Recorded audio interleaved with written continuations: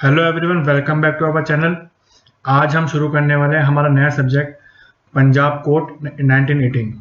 अब अगर हम इस एक्ट की बात करें तो ये एक्ट हरियाणा जुडिशियल सर्विसेज में बहुत इंपॉर्टेंट रखता है। अगर हम बात करें इसकी वेटेज की तो इस पर्टिकुलर चैप्टर में से 2 से 4 क्वेश्चन हमारे बनते हैं। अगर हम बात करें मार्किंग की, अगर 2 क्वेश्चन आए तो हमारे नंबर बनते हैं 8 और 4 आए तो हमारे नंबर बनते हैं 16। तो हम इस एक्ट को नहीं छोड़ सकते। और हालांकि ये एक्ट बहुत छोटा है और बहुत इजी है और इजीली स्कोरिंग है, सबसे बड़ी बात। और बच्चे गलती क्या करते हैं कि वो मेजर एक्ट के भरोसे चल जाते हैं और माइनर एक्ट को वो छोड़ देते हैं। उससे क्या होता है कि उनका प्री क्लियर नहीं हो पाता। और हम आज से ये शुरू करने वाले हैं द पंजाब कोर्ट एक्ट। और मेरी कोशिश ये रहेगी कि आपको 3 से 4 वीडियो के अंदर ये पूरा एक्ट खत्म करवा दूँ। तो शुरू करते हैं द पंजाब कोर्ट एक्ट 1918।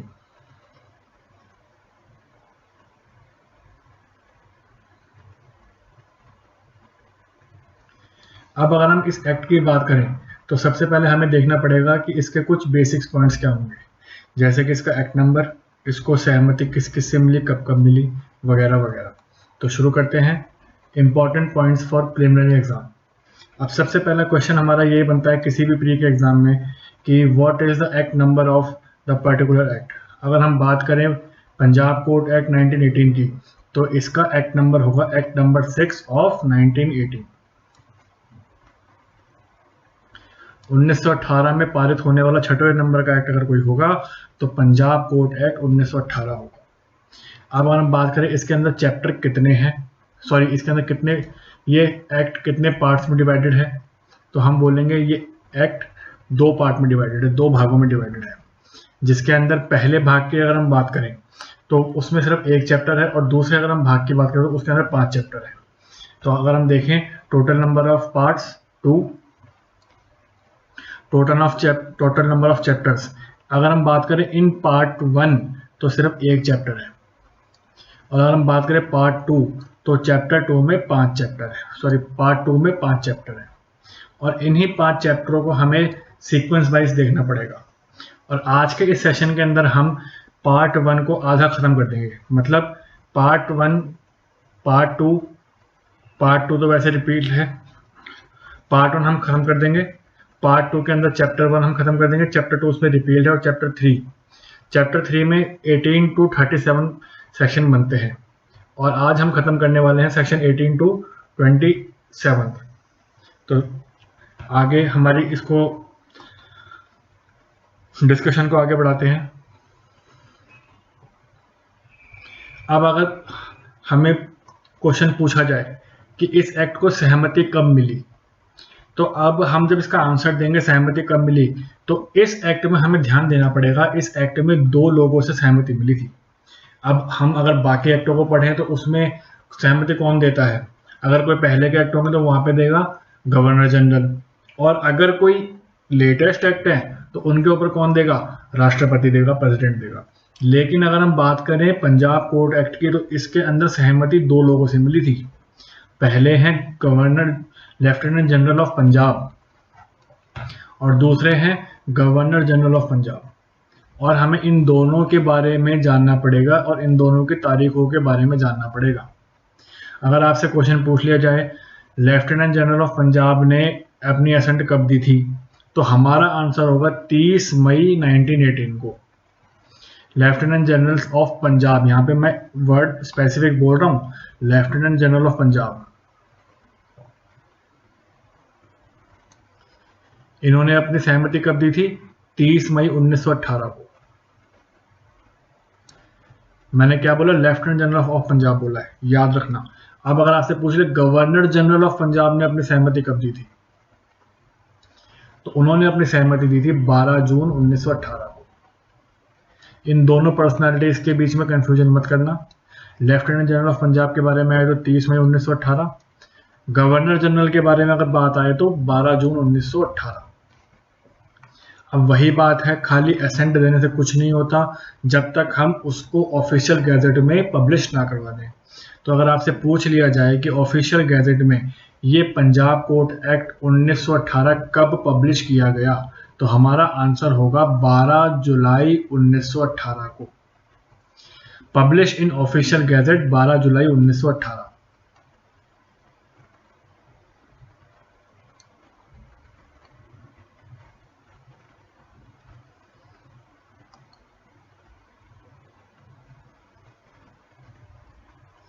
कब होगा? 12 जुलाई 1918 को। अब हम देख रहे हैं पार्ट 1। पार्ट 1 अब हम देखने जा रहे हैं। इससे पहले हमने सिर्फ इसका एक इंट्रोडक्शन देखा था। अब हम देखते हैं पार्ट 1 के बारे में।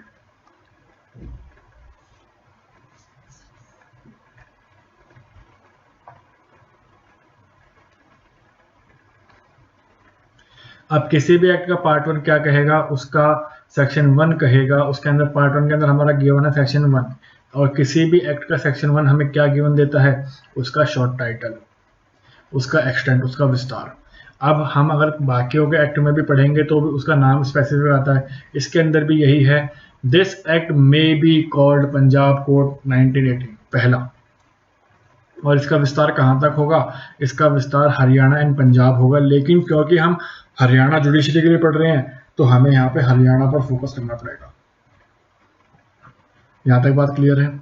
अब अगर यहाँ पे एक क्वेश्चन उठता है कि ये जो एक्सटेंट के अंदर हरियाणा वर्ड जोड़ा गया है, ये जो हरियाणा वर्ड इसमें जोड़ा गया है, तो ये कौन से एक्ट से या कौन से अमेंडमेंट से जोड़ा गया है? तो ये जोड़ा गया है हमारा Haryana adoption of law act 1968 से। Haryana adoption of law act 1968 से। अब यहाँ पर आपको ईयर भी याद रखने की जरूरत है। क्यों जरूरत है? क्योंकि आपसे ऑप्शन में बोल दे Haryana adoption act 1968, Haryana adoption of law act 1990, Haryana adoption of law act 1988, तो आप ईयर में भी कंफ्यूजन हो जाएंगे, आप भाई अपना क्वेश्चन गलत कर देंगे। तो इसलिए आपको ईयर भी याद रखने की जरूरत है। Haryana adoption of law act 1968 से हुआ था। क्या हुआ था? हरियाणा वर्ड ऐड हुआ था। यहाँ तक बात समझ में आती है? अब हमारे पार्ट 1 में सिर्फ इतना ही हमें पढ़ना है। अब हम बात करेंगे अपने पार्ट 2 की, जो मोस्ट इंपॉर्टेंट है। अब इसके अंदर अगर हम बात करें, पार्ट 2 के अंदर हमारा चैप्टर 1 आता है, जो कि बात करता है प्रिलिमिनरी की बात करता है। और बेसिकली अगर हम बात करें किसी भी एक्ट की, तो किसी भी एक्ट का चैप्टर 1 ऑलमोस्ट प्रिलिमिनरी की बात करता है, तो इसमें इतनी टेंशन लेने की जरूरत नहीं है। अब हम बात करते हैं अपने सेक्शन 1 के बारे में।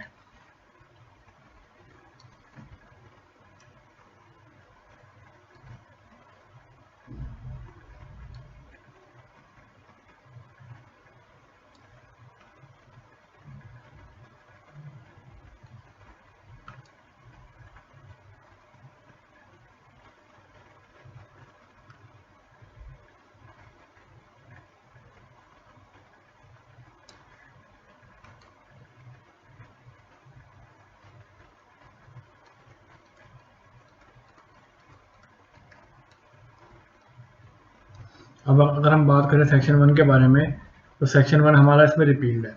लेकिन याद रखना पार्ट 2 का सेक्शन 1 है ये, पार्ट 1 का सेक्शन 1 नहीं है। इसमें कंफ्यूजन मत होना। पार्ट 1 का जो सेक्शन 1 है उसके अंदर हमने पढ़ा इसका टाइटल एक्सटेंट, लेकिन पार्ट 2 का जो सेक्शन 1 है उसके अंदर ये रिपील्ड है। और पार्ट 2 का सेक्शन 2 भी रिपील्ड है। लेकिन इस पार्ट 2 के सेक्शन 2 में क्या कहा गया है? The enactment specified in the schedule. कोई भी एनेक्टमेंट है जो कि स्पेसिफाइड कहाँ पर है? शेड्यूल के अंदर। Are hereby repealed to extent to mention in 4th column. और वो जो रिपील्ड चीज़ें हैं वो कहाँ पर मेंशन है? वो हमें मेंशन है 4th कॉलम में। और हमें ये बात याद रखनी है, ये 4th कॉलम याद रखना। आपसे एक क्वेश्चन में पूछ सकता है कि कौन से कॉलम के अंदर हमें जो रिपील्ड चीज़ें हैं वो दी गई हैं, तो हमें याद रखना 4th कॉलम के अंदर। और वो कौन से हैं? शेड्यूल के अंदर 4th कॉलम के अंदर है। और अब हम ये देख लेते हैं कि कौन कौन सी चीज़ें रिपील्ड हुई हैं। अब अगर हम बात करें कि कौन कौन सी चीज़ें रिपील्ड हुई हैं, मैंने आपको बताया था 4th कॉलम के अंदर शेड्यूल में। अब अगर हम बात करें कौन कौन सी चीज़ें रिपील्ड हुई हैं, तो वहाँ पे हमें स्पेसिफिक बात करनी है 2 चीज़ों के ऊपर। एक एक्ट ऐसे जो कि किसके थे? गवर्नर काउंसिल के एक्ट थे। और एक एक्ट कैसे थे? जो कि लेफ्टिनेंट गवर्नर काउंसिल के एक्ट थे। अगर हम बात करें गवर्नर काउंसिल के एक्ट, तो इसके पास 4 ऐसे एक्ट थे जो कि रिपील्ड किए गए हैं। और अगर हम बात करें लेफ्टिनेंट जनरल की काउंसिल की, तो इसके पास 3 एक्ट ऐसे थे जो कि रिपील्ड किए गए थे। यहां तक की बात क्लियर है। 4 act of governor general are repealed and 3 act of lieutenant general council are repealed. यहाँ तक की बात क्लियर है। अब अगर हम थोड़ा सा आगे इसको बढ़े तो हम ये देखेंगे कि कौन कौन से ऐसे एक्ट थे जो रिपील्ड है। अभी तो हमने सिर्फ ऊपर से पढ़ा है कि 4 गवर्नर जनरल काउंसिल के और 3 लेफ्टिनेंट जनरल काउंसिल के। अब हम पढ़ेंगे एक्टों के नाम, कौन कौन से एक्ट हैं वो। तो वो इतने ज़्यादा मुश्किल एक्ट नहीं है, आपको सिर्फ उनके ईयर याद रखने हैं, और वो ईयर क्या क्या होंगे वो मैं आपको बताता हूँ। पहला, द पंजाब कोर्ट एक्ट 1844। यहाँ पर आपको याद रखना है 1844, ये पहला एक्ट था। और एक कौन से नंबर का था? 28वें नंबर का, जो कि पास हुआ था 1844 में। ये था एक्ट पहला। दूसरा, the Punjab court act 1888, 13 number का 1888 में। तीसरा एक्ट, पंजाब कोर्ट एक्ट 1895, जो कि 19वें नंबर का एक्ट था 1895 के अंदर। और चौथा, पंजाब कोर्ट एक्ट 1899। अब अगर आप यहाँ पे देखेंगे तो पंजाब कोर्ट एक्ट चारों में कॉमन है, सिर्फ चेंज क्या है? सिर्फ चेंज है यहाँ पर ईयर। 1844, 1888, 1895 और 1899 आपसे क्वेश्चन में पूछ सकता है, इसलिए मैं आपको एक चीज बता रहा हूँ, क्योंकि हम स्पेसिफिक होकर नहीं चल सकते, हमें एक एक चीज को ध्यान से देखना पड़ेगा। और अगर हम बात करें लेफ्टिनेंट जनरल काउंसिल के एक्ट की, तो इसके जो एक्ट होंगे इसके आगे सिर्फ एक वर्ड जोड़ दिया जाएगा, अमेंडमेंट। अब अगर हम पहले वाले की बात करें तो उसमें क्या था? पंजाब कोर्ट एक्ट था। अब अगर हम इसकी बात करें तो पंजाब कोर्ट अमेंडमेंट एक्ट की बात करेंगे। तो इसके जो तीनों एक्ट हैं उनके नाम होंगे पंजाब कोर्ट अमेंडमेंट एक्ट। सिर्फ क्या डिफरेंस होगा? डिफरेंस होगा इसके ईयर। पहला एक्ट 1902, दूसरा एक्ट 1912 और तीसरा 1913। ये डिफरेंस होगा। मतलब हम कह सकते हैं Punjab court amendment act 1902, act number 1 of 1902। Punjab court amendment act 1912, act number 1 of 1912। Punjab court amendment act 1913, act number 6 of 1913। ये आपको 7 एक्ट याद रखने पड़ेंगे, जिसमें से 4 गवर्नर जनरल काउंसिल के और 3 लेफ्टिनेंट जनरल काउंसिल के। यहाँ तक बात क्लियर है। अब हम थोड़ा सा आगे और बढ़ते हैं।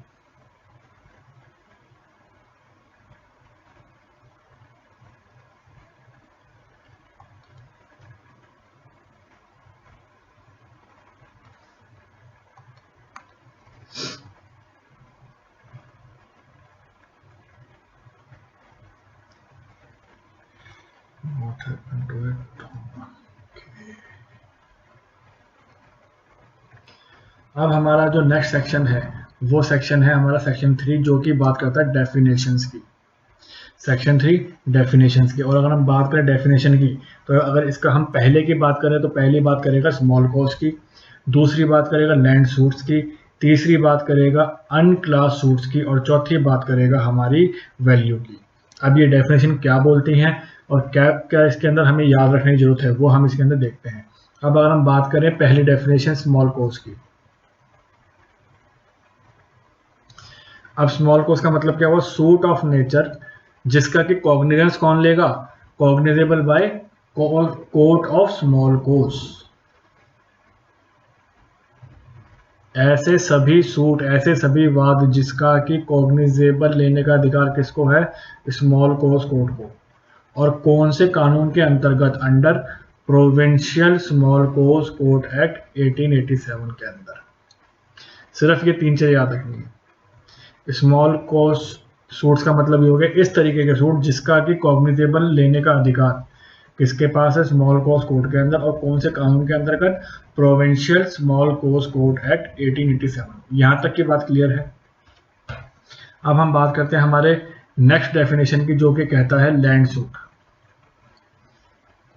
अब लैंड सूट की अगर हम बात करें तो लैंड सूट में कहता है suit relating to land defined under section 41 of Punjab tenancy act. अब यहाँ पर इसने बोला है कि ऐसे सूट जो कि किससे जुड़े हुए होंगे? लैंड से। यहाँ पर लैंड सूट नहीं बोला, यहाँ पे बोला ऐसे सूट जो कि किससे जुड़े हुए हैं? लैंड सूट से। सॉरी, जो कि किससे जुड़े हुए, लैंड से। और वो लैंड कौन सी होगी, जो कि स्पेसिफाइड है section 4 clause 1 of Punjab tenancy act 1887 से। अब अगर हम बात करें कि वो लैंड कौन सी होगी, तो उस लैंड के बारे में भी हम चर्चा कर लेते हैं।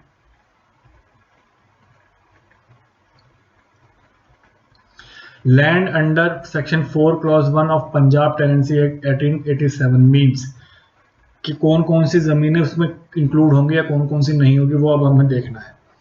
Which is not occupied for building, मतलब ऐसी जमीनें जिसके ऊपर हम कोई बिल्डिंग नहीं खड़ी कर सकते, चाहे वो जमीन गांवों में हो चाहे वो जमीन शहरों में हो, पहली चीज।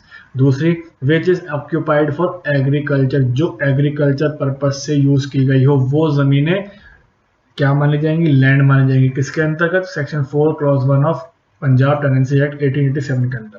और तीसरी चीज, which is occupied for agriculture, pasture, और ये पास्चर का मतलब होता है जानवरों को चलाने के लिए,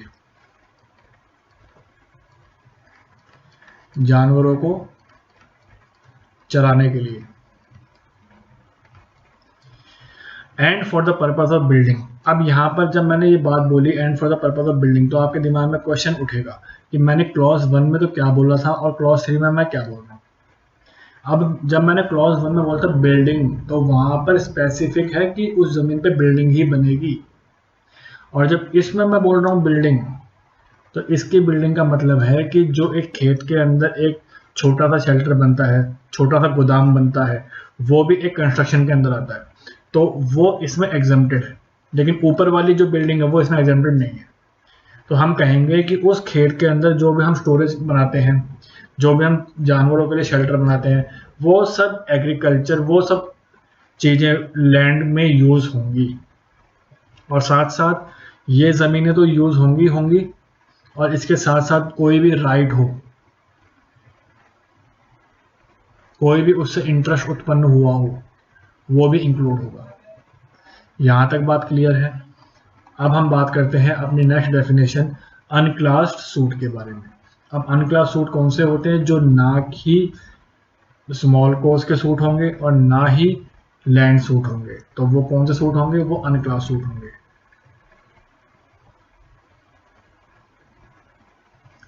अनक्लास्ड सूट नाइदर स्मॉल कोज और नाइदर लैंड सूट, जो ना कि स्मॉल कोज के सूट होंगे और ना ही लैंड सूट होंगे, तो वो कौन से माने जाएंगे, अनक्लास्ड सूट माने जाएंगे। और अगर हम बात करें अपनी अगली डेफिनेशन की, तो वो बात करती है वैल्यू के बारे में। और किसी भी सूट में अगर हम वैल्यू की बात करेंगे तो वो क्या होगी, उस सब्जेक्ट मैटर की वैल्यू होगी। किसी भी सूट में अगर हम बात करेंगे वैल्यू के बारे में, तो वो उस सब्जेक्ट मैटर से जुड़ी हुई वैल्यू के बारे में हम बात करेंगे। यहां तक की बात क्लियर है। अब हम बात करते हैं हमारे चैप्टर 3 के बारे में, सॉरी चैप्टर 2 के बारे में,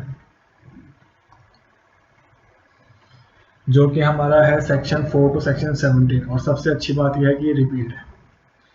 हाँ, इसके अंदर सिर्फ आपसे क्वेश्चन ये पूछ लेगा कि चैप्टर 2 में कितने सेक्शन हमें प्रोवाइडेड थे, सेक्शन 4 टू 17। दूसरा क्वेश्चन इसके अंदर ये पूछ सकता है हमसे,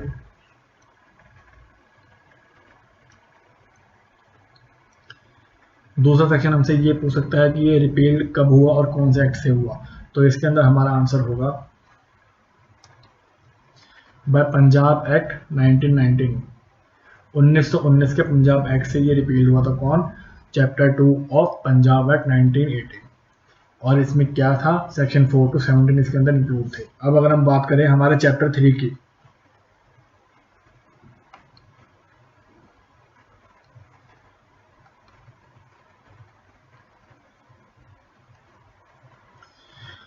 चैप्टर 3 में हमें देखना है सेक्शन 18 टू सेक्शन 37। ये हमें पहली चीज याद रखनी है, हमें पढ़ना है सेक्शन 18 से 37 तक। दूसरी चीज हमें याद रखनी है कि इसमें कौन कौन से सेक्शन रिपील्ड है, हट गए हैं। सेक्शन 23 इसमें से हट गया है, सेक्शन 32 इसमें से हट गया है, और सेक्शन 35 इसमें से हट गया है।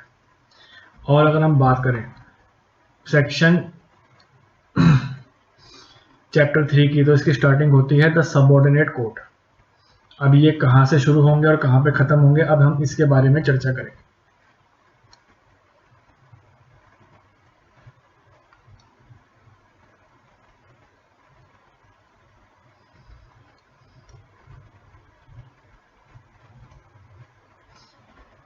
अब अगर हम बात करें सबऑर्डिनेट सिविल कोड्स की, तो इसके अंदर हमारा पहला सेक्शन आता है क्लासेस ऑफ कोड।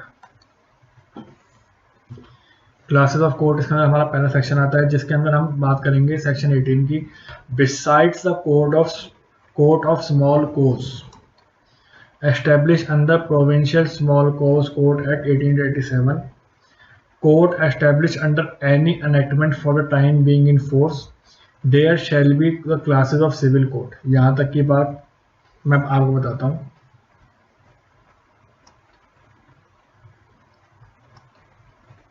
यहाँ पे लिखा है besides the codes, कौन से कोड्स के अलावा? स्मॉल कोज कोड्स के अलावा, जो कि किसके अंडर एस्टेब्लिश है? प्रोविंशियल स्मॉल कोज कोड के अंडर एस्टेब्लिश है। और ऐसी कोड्स जो कि एस्टेब्लिश किसी और एनेक्टमेंट के द्वारा है। अब यहाँ पर किसकी बात की गई है? कोई भी ट्रिब्यूनल्स हुए, यहाँ पर ट्रिब्यूनल्स की बात की गई है, और ट्रिब्यूनल्स को भी हम एक तरीके से सिविल कोड ही मानते हैं। There shall be a following classes of civil code. अब सिविल कोड के कुछ क्लासें हैं, और वो क्या क्या है वो हम अब देखते हैं।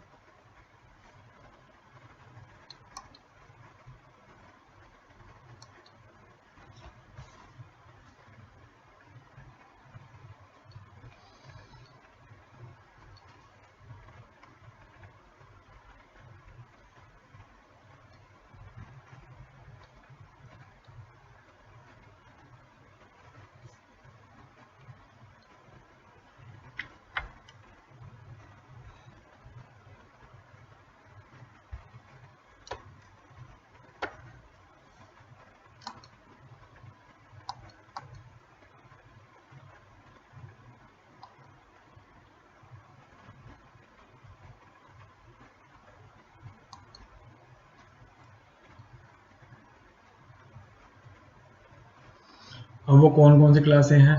पहली क्लास है कोर्ट ऑफ डिस्ट्रिक्ट जज, जिसको कि हम पढ़ने वाले हैं सेक्शन 20 के अंदर। कोर्ट ऑफ डिस्ट्रिक्ट जज, जिसको कि हम पढ़ने वाले हैं सेक्शन 20 के अंदर। कोर्ट ऑफ एडिशनल डिस्ट्रिक्ट जज, जिसको कि हम पढ़ने वाले हैं 21 के अंदर। कोर्ट ऑफ सिविल जज सीनियर डिवीजन और कोर्ट ऑफ सिविल जज जूनियर डिवीजन, इनको हम पढ़ने वाले हैं सेक्शन 22 के अंदर, जिनको कि हम बोलते हैं सबऑर्डिनेट कोर्ट्स।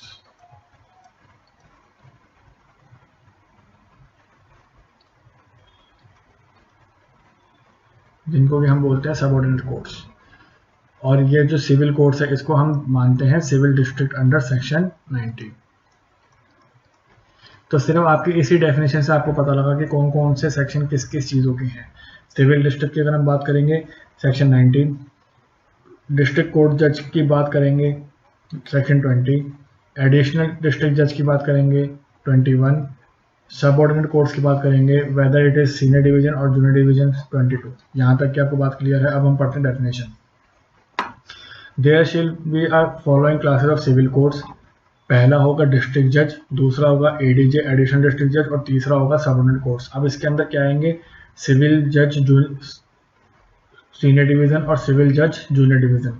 अब अगर हम बात करें सिविल जज सीनियर डिवीजन, तो इसके अंदर 3 क्लासेस हैं। सबसे बड़े सिविल जज सीनियर डिवीजन होंगे सीनियर सिविल जज, उनसे छोटे सीनियर जज होंगे अपर सीनियर जज, और सबसे छोटे सीनियर जज होंगे सुपीरियर सीनियर जज। ये हायरार्की आपको याद रखनी पड़ेगी। और अगर हम बात करें कोर्ट ऑफ सिविल जज जूनियर डिवीजन के, तो उसमें सबसे बड़े होंगे सिविल जज, उनसे छोटे होंगे सिविल जज ग्रेड 2, और उनसे छोटे होंगे हमारे सिविल जज ग्रेड 1। ये हायरार्की आपको याद रखनी पड़ेगी, इसका कोई ऑप्शन नहीं। कोर्ट ऑफ सिविल जज जूनियर डिवीजन एंट्री लेवल, जिसकी हम सब तैयारी कर रहे हैं। सिविल जज सबसे बड़े, इस कैटेगरी में सबसे बड़े सिविल जज, उससे छोटे सिविल जज ग्रेड 2, और उससे छोटे सिविल जज ग्रेड 1। यहाँ तक की बात क्लियर है। अब हम पढ़ेंगे अपनी पहली डेफिनेशन, जो मैंने आपको सीक्वेंस बताया था, सिविल डिस्ट्रिक्ट।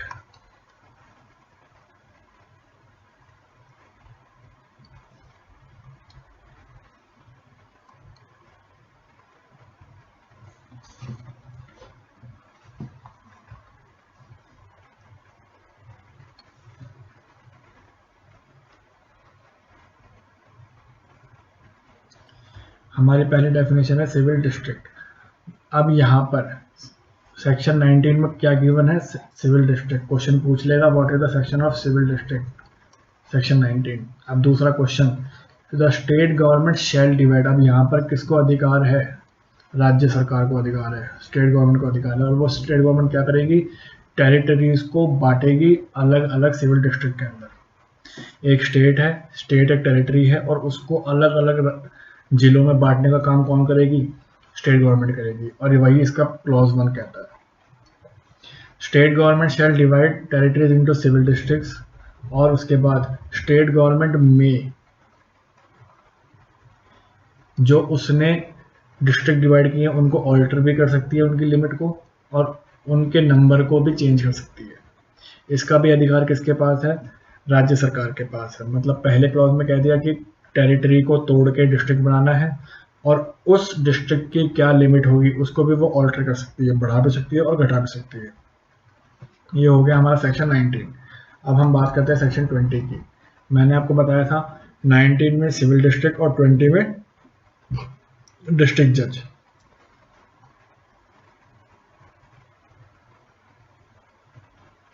अब अगर हम बात करें सेक्शन 20 की, जो कि कहता है डिस्ट्रिक्ट जज।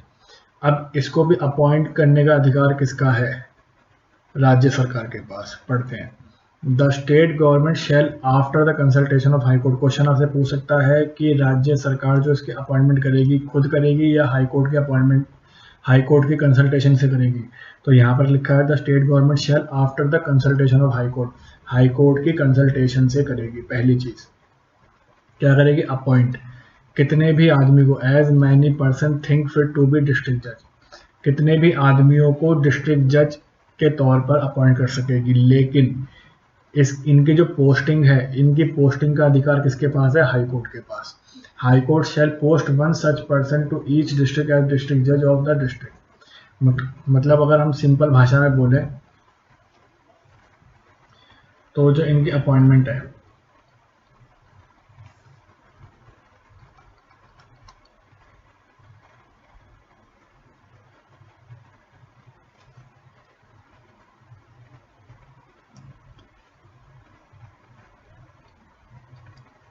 इनकी जो अपॉइंटमेंट है वो कौन करेगा, स्टेट गवर्नमेंट। लेकिन जो इनकी पोस्टिंग है वो कौन करेगा, हाई कोर्ट।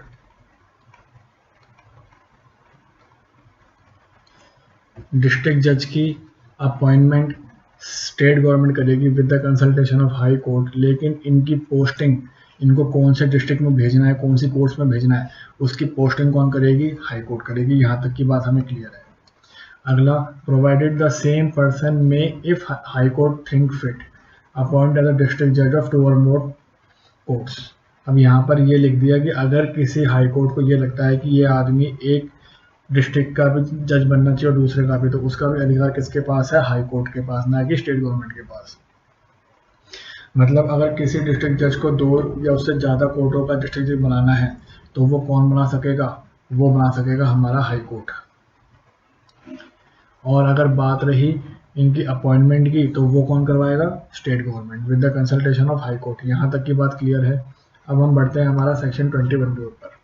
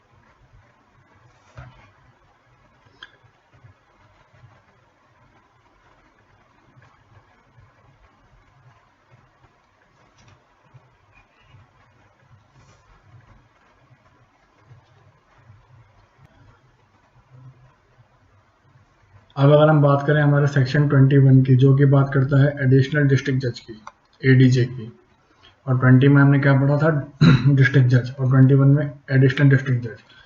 अब इसकी भी अगर अपॉइंटमेंट करने का अधिकार है तो किसके पास है, राज्य सरकार के पास। पहली चीज, the state government may after the consultation of high court, जो ऊपर वाली बात कही गई थी बिल्कुल सेम टू सेम, लेकिन डिस्ट्रिक्ट जज के केस में शैल था और यहाँ पर मे है।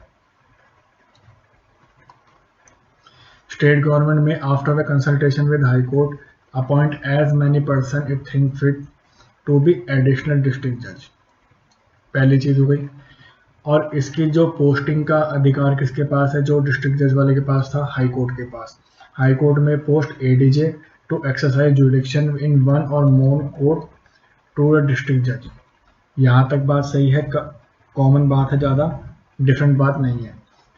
अपॉइंटमेंट का अधिकार स्टेट गवर्नमेंट के पास with the consultation of high court, और इसकी पोस्टिंग का अधिकार चाहे वो डिस्ट्रिक्ट जज हो चाहे वो एडीजे हो, इसकी पोस्टिंग का अधिकार किसके पास है, हाई कोर्ट के पास। इसका क्लॉज 2 क्या कहता है,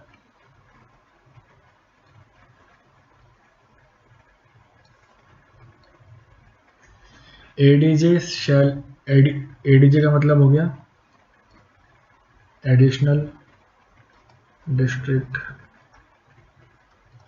जज। ADJ shall have jurisdiction to deal, अब इसके पास किस चीज का होगा जुरिडिक्शन, किसी भी सूट को डील करने का या किसी भी सूट को डिस्पोज ऑफ करने का। और किस तरीके से करेगा, जैसे कि हाई कोर्ट ने उसको अपने ऑर्डर दिए होंगे। अब वो ऑर्डर चाहे जनरल हो सकते हैं चाहे वो ऑर्डर स्पेसिफिक हो सकते हैं, मतलब हाई कोर्ट के कहे अनुसार ही वो काम करेगा। कौन, एडीजे। हाई कोर्ट के कहे अनुसार ही कोई एडीजे किसी केस को डील करेगा या किसी केस को डिस्पोज ऑफ करेगा। अब जो हाई कोर्ट के ऑर्डर होंगे वो जनरल भी हो सकते हैं और वो स्पेसिफिक भी हो सकते हैं किसी पर्टिकुलर ऑर्डर के लिए। May direct to deal and dispose, यहाँ तक की बात क्लियर है। और या तो वो हाई कोर्ट की डायरेक्शन पे काम करेगा एडीजे, या फिर जैसे कि डिस्ट्रिक्ट जज ने उसको मेक ओवर कर रखा है कि आपको काम ऐसे करना है, तो वो उस तरीके से भी काम कर सकता है। तो अगर हम बात करें एडीजे, एडीजे कैसे काम करेगा, या तो हाई कोर्ट के ऑर्डर पर या डिस्ट्रिक्ट जज की सलाह पर। इन दोनों पोजीशन में एक काम कर सकता है एडीजे। अब हम बात करते हैं, थोड़ा आगे बढ़ते हैं।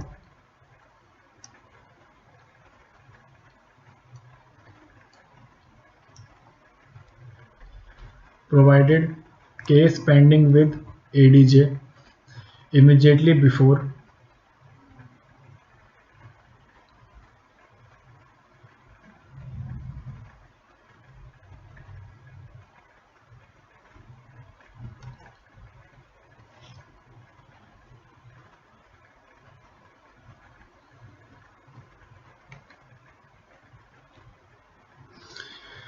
provided case pending with ADJ immediately before 28 जून 1963। अब यहाँ पर ये डेट याद रखनी है, 28 जून 1963।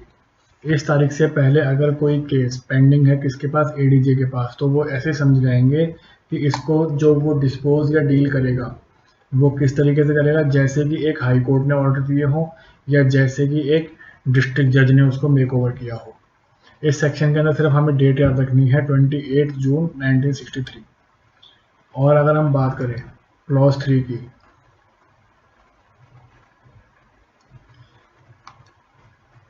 Case which deal with the case referred under section subsection 2 ADJ shall deem to be the court of district जज। इसके अंदर ऐसे कह दिया कि अगर किसी एडीजे को हाई कोर्ट ने ऑर्डर दिया है या किसी एडीजे को किसी डिस्ट्रिक्ट जज ने मेक ओवर किया है, तो और उस सिचुएशन के अंदर कोई एडीजे अपना काम कर रहा है, तो उस एडीजे को उस पॉइंट के लिए डिस्ट्रिक्ट जज माना जाएगा और वो सारे फंक्शन वो परफॉर्म कर सकता है जैसे कि एक डिस्ट्रिक्ट जज उसको कर रहा हो। यहाँ तक की बात क्लियर है। अब हमारा अगला सेक्शन आता है सेक्शन 21A। सेक्शन 21A हमें कहता है assignment of function of district जज। एक डिस्ट्रिक्ट जज के फंक्शन कैसे कैसे होंगे, क्या क्या होंगे, वो हम बात करेंगे 21A के अंदर। हाई कोर्ट और डिस्ट्रिक्ट जज, हाई कोर्ट या फिर डिस्ट्रिक्ट जज असाइन कर सकता है किसे, एडीजे को। क्या करेगा, कोई भी फंक्शन जो कि एक डिस्ट्रिक्ट जज परफॉर्म करता है, including the performance of register और रिकरिंग ऑफ एनी सूट और एनी अपील। कोई भी हाई कोर्ट, कोई भी डिस्ट्रिक्ट कोर्ट किसी भी एडीजे को किसी भी डिस्ट्रिक्ट जज के फंक्शन असाइन कर सकती है। अब वो फंक्शन कैसे होंगे, किसी भी सूट को रजिस्टर करने के, या किसी भी सूट को रिसीव करने के, या किसी भी अपील को रिसीव करने के, या किसी भी अपील को रजिस्टर करने के। कौन देगा, हाई कोर्ट या डिस्ट्रिक्ट जज। किसको देगा, एडीजे को। ये यहाँ तक की बात समझ में आई। अब अगर हम इससे अगला क्लॉज पढ़े, the discharge of function of by ADJ shall be deemed to be of district जज। किसके माने जाएंगे, डिस्ट्रिक्ट जज के माने जाएंगे। मतलब जो वो फंक्शन परफॉर्म कर रहा है एडीजे, वो सब फंक्शन किसके माने जाएंगे, डिस्ट्रिक्ट जज के माने जाएंगे। यहाँ तक कोई दिक्कत नहीं है। अब हम बात करते हैं सेक्शन 22। हमने अभी तक बात करी डिस्ट्रिक्ट जज की, हमने बात करी एडीजे की। अब हम बात करेंगे सबऑर्डिनेट जजेस की, जो कि होते हैं सिविल जज सीनियर डिवीजन, सिविल जज जूनियर डिवीजन। और इनकी हायरार्की मैंने आपको ऊपर भी बताई थी, अब दोबारा बताऊंगा क्योंकि इनकी हायरार्की हमें याद करनी बहुत जरूरी है। सिविल जज सीनियर डिवीजन, सिविल जज जूनियर डिवीजन। अब यहाँ पर भी किसके पास अधिकार है, स्टेट गवर्नमेंट के पास। State government may after the consultation with high court fix the number of civil जज। ऊपर भी किसके पास अधिकार था, स्टेट गवर्नमेंट के पास। यहाँ पर भी किसके पास अधिकार है फिक्स करने का, कितने जजेस होंगे, स्टेट गवर्नमेंट के पास। तो यहाँ तक कि हमें कहानी समझ में आती है कि अगर कोई अपॉइंटमेंट फिक्स करनी है तो वो कौन करेगा, स्टेट गवर्नमेंट करेगी। किसके कंसल्टेशन से, हाई कोर्ट के कंसल्टेशन से। और अगर उनको पोस्टिंग देनी है तो उसका अधिकार किसके पास है, हाई कोर्ट के पास। अब वही चीज हम इसमें पढ़ेंगे। State government may after the consultation with high court fix the number of civil जजेस। जो सीनियर डिवीजन के होंगे उनकी हायरार्की क्या होगी, सबसे बड़े सीनियर जज, उनसे एक नंबर छोटे अपर सीनियर जज, और उनसे एक नंबर छोटे सुपीरियर सीनियर जज। या फिर सिविल जज जूनियर डिवीजन, सबसे बड़े सिविल जज, उनसे छोटे ग्रेड 2, उनसे छोटे grade 1। As may think fit be exercise by judicial magistrate within such local area as the high court may define. जहां पर हाई कोर्ट चाहेगी इन जजेस को पोस्टिंग दे देगी। यहाँ तक की बात क्लियर है। अब हम बात करते हैं सेक्शन 24 की। हमने डिस्ट्रिक्ट जज के बारे में बात किया था सेक्शन 21 के अंदर, 20 के अंदर। अब उनका जो अधिकार क्षेत्र है कहाँ तक फैला हुआ है वो हम बात करेंगे सेक्शन 24 के अंदर। डिस्ट्रिक्ट जज to be the principal civil court of original jurisdiction. यहाँ पर क्या बोला गया है, डिस्ट्रिक्ट जज कौन होगा, प्रिंसिपल सिविल कोर्ट होगा। और ये हमें कहाँ गिवन है, सेक्शन 24 के अंदर गिवन है। अब पढ़ते हैं, कोर्ट ऑफ डिस्ट्रिक्ट जज shall be deemed to be district court और प्रिंसिपल सिविल कोर्ट। अब यहाँ पर एक वर्ड है और ये और बहुत इंपॉर्टेंट है। अगर इसकी जगह एंड होता तो आंसर हमारा गलत हो जाएगा। अगर आ जाए सवाल कोर्ट ऑफ डिस्ट्रिक्ट जज shall be deemed to be district court and principal civil court, तो ये हमारा आंसर हो जाएगा गलत। और अगर लिखा हुआ आ जाए कोर्ट ऑफ डिस्ट्रिक्ट जज shall be deemed to be a district court और प्रिंसिपल सिविल कोर्ट, तो ये हमारा आंसर हो जाएगा सही। यहां तक की बात समझ में आई। ऑफ ओरिजिनल जुरिडिक्शन, यहां तक की कोई दिक्कत नहीं है। अब हम बात करते हैं सेक्शन 25। हमने बात किया डिस्ट्रिक्ट जज सेक्शन 20 में, उसकी पेक्युलरी जुरिडिक्शन, उसकी अधिकार क्षेत्र की हमने बात करी। प्रिंसिपल सिविल कोर्ट की बात करी सेक्शन 24 के अंदर। अब हम बात करेंगे 25 के अंदर। वो अब बताएगा एक डिस्ट्रिक्ट जज की पेक्युलरी लिमिट। क्या बताएगा, पेक्युलरी लिमिट। 24 में हमने क्या बोला था, ये एक प्रिंसिपल सिविल कोर्ट है। और हमने डिस्ट्रिक्ट जज के बारे में कहाँ पढ़ा था, 20 के अंदर। अब हम 26 में पढ़ रहे हैं peculiar limit of jurisdiction of district जज। अब इसका लिमिट अनलिमिटेड है अपने अधिकार क्षेत्र के अंदर, किसी भी अमाउंट का इसके पास केस आ सकता है। द कोर्ट ऑफ डिस्ट्रिक्ट जज shall have the jurisdiction original suit without any limit. यहाँ पर कोई वैल्यू की लिमिट नहीं है, ये सबसे इम्पोर्टेंट बात है। अगर कोई सूट इसके अधिकार क्षेत्र में है तो उससे वैल्यू से कोई मतलब नहीं है, आ सकता है कोई सा भी केस, चाहे वो कितने करोड़ों का हो, अगर इसकी उसमें आ रहा है, अधिकार क्षेत्र में आ रहा है तो। अब हम बात करते हैं, अभी हमने बात करी पिक्यूलियर जुरिडिक्शन ऑफ डिस्ट्रिक्ट जज। अब हम बात करेंगे पिक्यूलियर जुरिडिक्शन ऑफ सबऑर्डिनेट जज, और जिसको हमने कहाँ पढ़ा था, सेक्शन 22 के अंदर। अब हम इसकी जो पढ़ेंगे अधिकार क्षेत्र, हम पढ़ेंगे 26 के अंदर। Jurisdiction to be exercise in original suit as the value of the person appointed as. अब चाहे वो सिविल जज सीनियर डिवीजन हो, इसकी हायरार्की मैं आपको पहले भी बता चुका हूँ, बार बार रिपीट नहीं करूँगा। सिविल जज सीनियर डिवीजन हायरार्की ये थी, सिविल जज जूनियर डिवीजन हायरार्की ये थी, ये मैंने आपको 2 बार बता दिया पहले। और इसकी पेक्यूनरी जो जुरिडिक्शन होगी वो कौन डिसाइड करेगा, हाई कोर्ट करेगा। लेकिन ऊपर वाले में जहाँ तक उसका एरिया है वो करता था, लेकिन इस वाले केस के अंदर हाई कोर्ट करेगा। किसकी, सबऑर्डिनेट जजेस की, जो कि हम कहाँ पढ़ के आए थे, सेक्शन 22 के अंदर। ये हमने पढ़ा सेक्शन 26। अब हम पढ़ेंगे हमारा आज का लास्ट सेक्शन, सेक्शन 27, जो कि बात करता है लोकल लिमिट्स की। और ये लोकल लिमिट भी कौन सेट करेगा, हाई कोर्ट। और जो मैंने आपको ये पॉइंट बताए हैं, इन्हीं में से आपके एमसीक्यू बनेंगे, और आप इसको एक बार और अपने बेरक से गो थ्रू करना। मैंने इस लेक्चर के दौरान जितने पॉसिबल क्वेश्चन बन सकते थे वो आपको मैंने बताए। आई होप आपको ये वीडियो अच्छा लगा होगा। Thank you very much.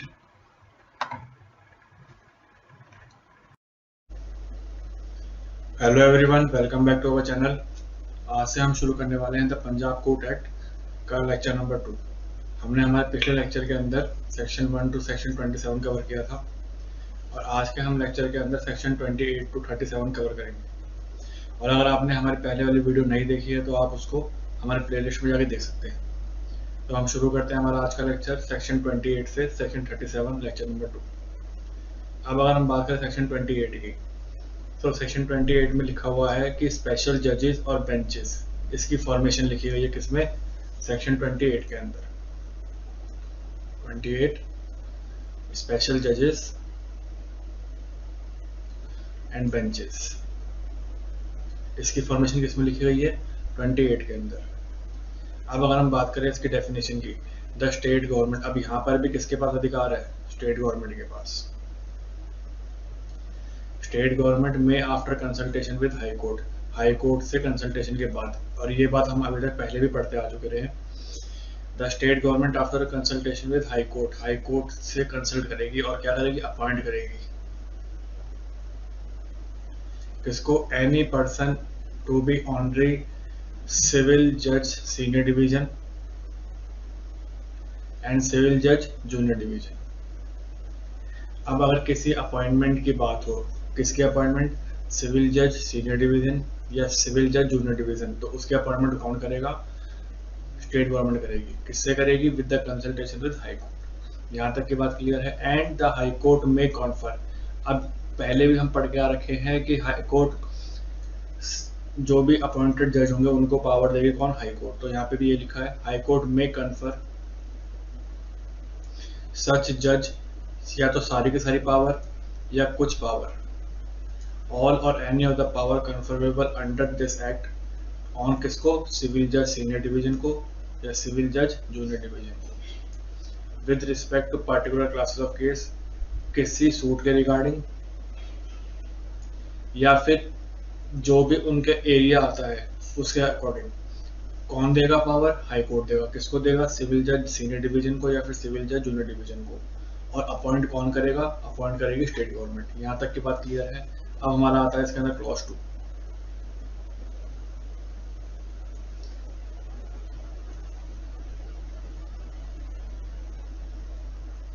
अभी तक हमने देखा कि इसकी जो अपॉइंटमेंट करेगी वो करेगी स्टेट गवर्नमेंट। अब अगर हम बात करें क्लॉज 2 की, तो the state government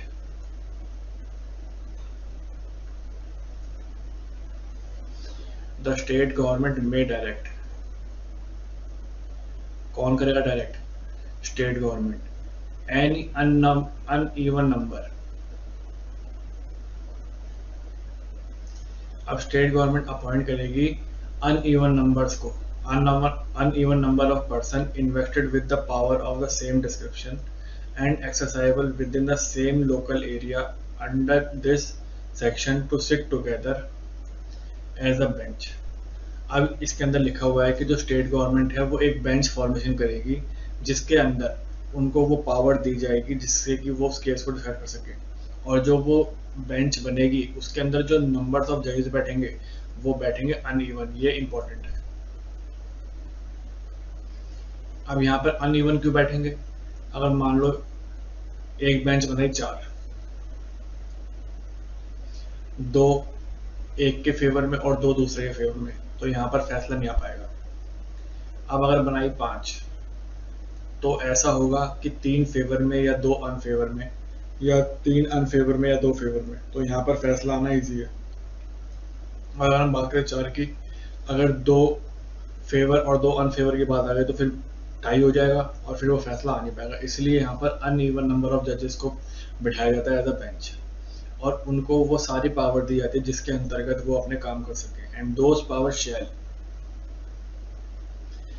while the direction remains in force be exercised by the bench। जब तक वो बेंच है तब तक उसको एक्सरसाइज करने का, उसको यूज करने का अधिकार होगा उन सभी पावर को जो उनको दी गई है। यहाँ तक की बात क्लियर है। अब आ गया हमारा क्लॉज 3।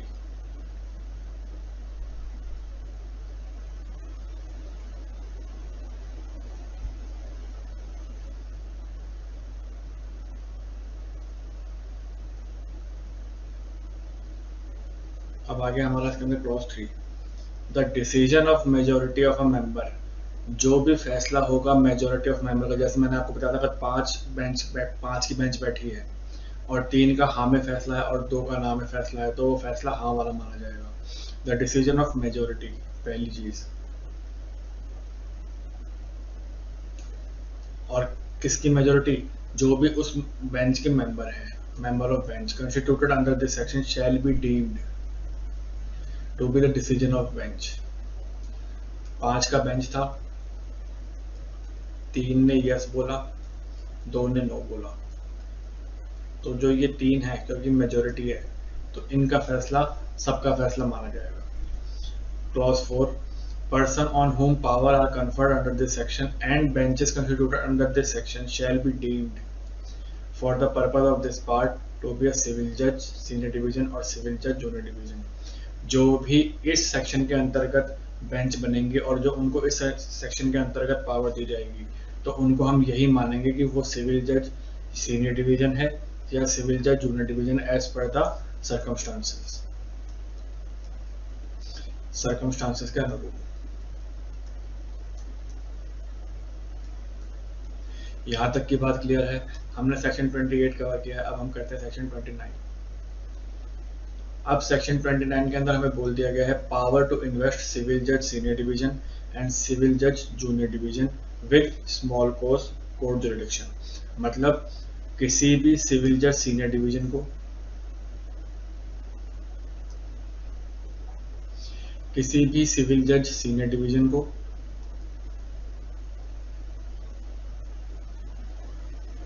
या किसी भी सिविल जज जूनियर डिवीजन को कौन सी पावर देती है? स्मॉल कोर्स कोर्ट की पावर देती है। किसी भी सिविल जज सीनियर डिवीजन को या फिर किसी भी सिविल जज जूनियर डिवीजन को किसी भी स्मॉल कोर्स कोर्ट की पावर देती है। अब ये पावर कौन देगा? हाई कोर्ट देगी। द हाई कोर्ट में कैसे देगी? नोटिफिकेशन जारी करेगी ऑफिशियल गैजेट के अंदर। The high court may by official notification in official gazette confer देगी। किसको देगी? Within such local limit as a think fit, जैसा उसको उचित लगे, अपॉन एनी सिविल जज सीनियर डिवीजन, किसी भी सिविल जज सीनियर डिवीजन में दे सकती है या फिर किसी भी सिविल जज जूनियर डिवीजन को दे सकती है। क्या देगी? पावर देगी किसकी? स्मॉल कॉज कोर्ट की। द जुरिडिक्शन ऑफ जज of the court of small cause court.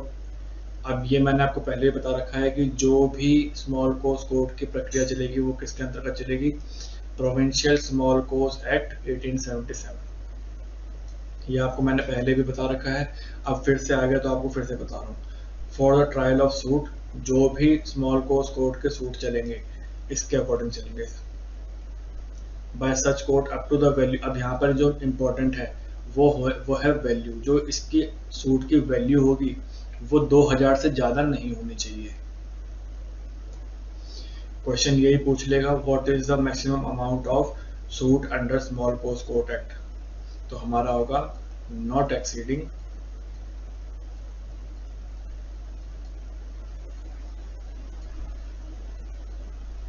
2000 रुपए। और ये कहाँ मेंशन है हमें? सेक्शन 29 के अंदर।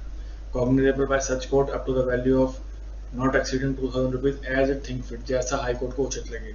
And may withdraw. अब यहाँ पर ये जब अगर हाई कोर्ट किसी सिविल जज जूनियर डिवीजन को या किसी सिविल जज सीनियर डिवीजन को स्मॉल कॉज कोर्ट की पावर देती है तो वो उसको वापस ले भी सकती है, विड्रॉ भी कर सकती है और उसको दे भी सकती है। तो यहाँ पर क्वेश्चन ये पूछ सकता है कि can a high court can withdraw the power conferred to civil जज सीनियर डिवीजन और सिविल जज junior division as a small cause court? तो यस, ले भी सकती है। कौन? High court. यहाँ तक की बात क्लियर है। अब हम बढ़ते हैं हमारे अगले सेक्शन 30 के ऊपर।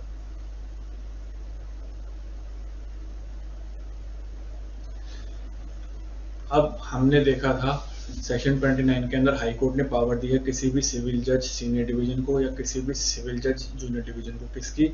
स्मॉल कॉज कोर्ट एक्ट की। कोर्ट की पावर दी है किसमें? 29 में। अब हम देखेंगे 30 में, किसी भी सिविल जज सीनियर डिवीजन को या किसी भी सिविल जज जूनियर डिवीजन को किसकी पावर देगी? डिस्ट्रिक्ट कोर्ट की पावर देगी।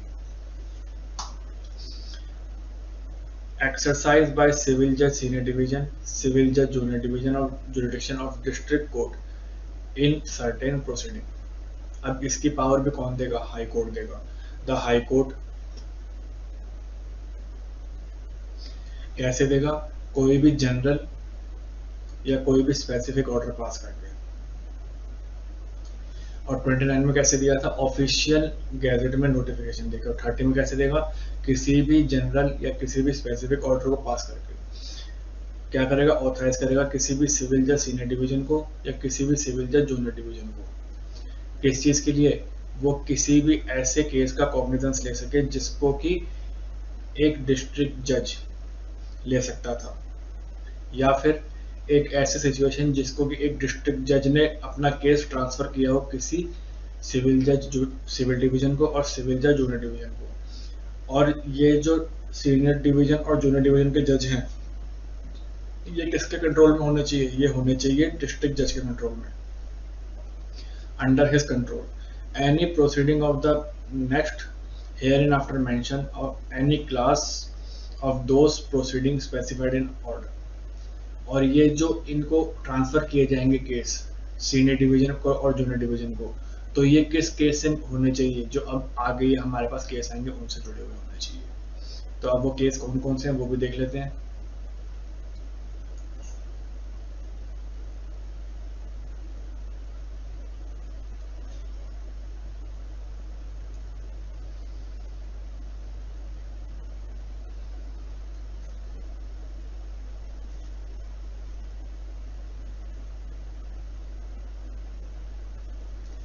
क्लॉज 2 कहता है the proceeding referred in sub section 1 are following naming. अब किस किस केस के लिए एक डिस्ट्रिक्ट कोर्ट अपना केस ट्रांसफर कर सकता है किसी भी सिविल जज सीनियर डिवीजन को या किसी भी सिविल जज जूनियर डिवीजन को?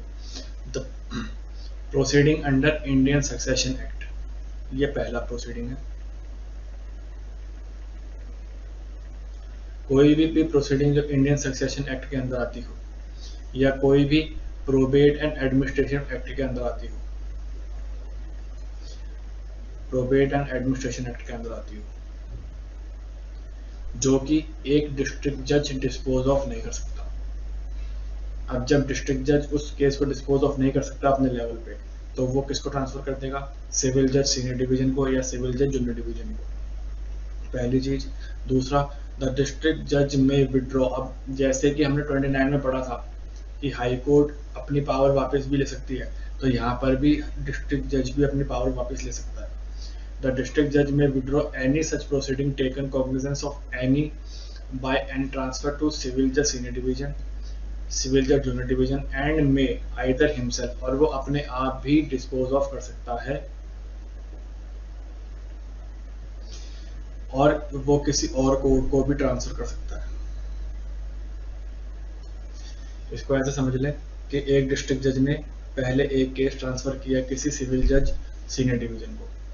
अब डिस्ट्रिक्ट जज को लगता है कि ये काम इससे नहीं हो पाएगा, तो वो उस केस में क्या करता है कि वो उसको जो ट्रांसफर किया था केस, उससे वो वापस लेके या तो उसको वो खुद हेल्ड कर देगा, खुद डिस्पोज ऑफ कर देगा, या फिर वो उससे लेकर के किसी और सिविल जज को ट्रांसफर कर देगा।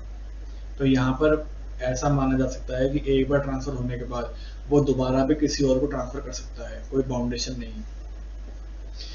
अब हमारा आता है इसमें क्लॉज 4।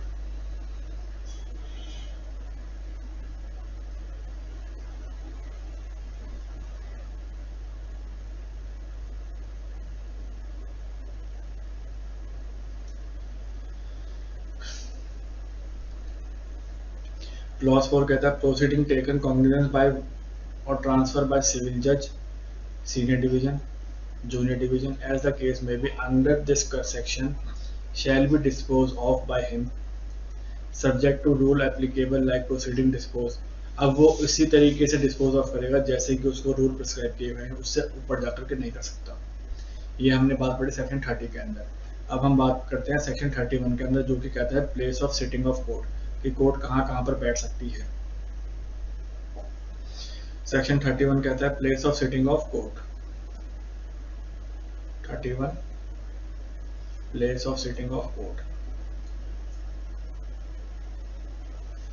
अब इसका फैसला भी कौन करेगा? हाई कोर्ट करेगी। हाई कोर्ट क्या करेगी? फिक्स कर देगी प्लेस को कि भैया ये अब से कोर्ट मानी जाएगी और यहीं आपको बैठना है। The high court may fix the place or places at which any court under his part is to be held. कौन सी प्लेस कोर्ट कही जाएगी, इसका फैसला कौन करेगा? हाई कोर्ट करेगा। पहली चीज, the place or places so fixed by may be beyond the local limits. अब यहाँ पर ये क्वेश्चन पूछ सकता है कि जो प्लेस फिक्स कही गई है एज अ कोर्ट, वो क्या उस जुरिडिक्शन के अंदर होगी, उससे बाहर भी हो सकती है? तो उसके बाहर भी हो सकती है, क्योंकि यहाँ पर लिखा है बियॉन्ड द लिमिट भी हो सकती है। यहाँ तक की बात क्लियर है? Except as may be otherwise provided by any order under this section, a court under this part may held at any place within the local limits of jurisdiction।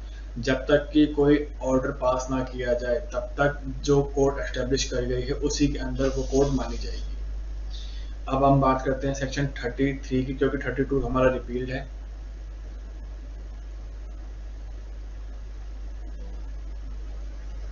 अब हम बात करते हैं सेक्शन 33 की। अब सेक्शन 33 में कहता है कंट्रोल ऑफ कोर्ट्स। अब कंट्रोल ऑफ कोर्ट की अगर हम बात करें, subject to the general superintendence of high court. अब यहाँ पर ये कह दिया गया कि हर कोर्ट के ऊपर जो सुपरिटेंडेंस होगा वो हाई कोर्ट का होगा। द डिस्ट्रिक्ट जज shall have control all over civil courts.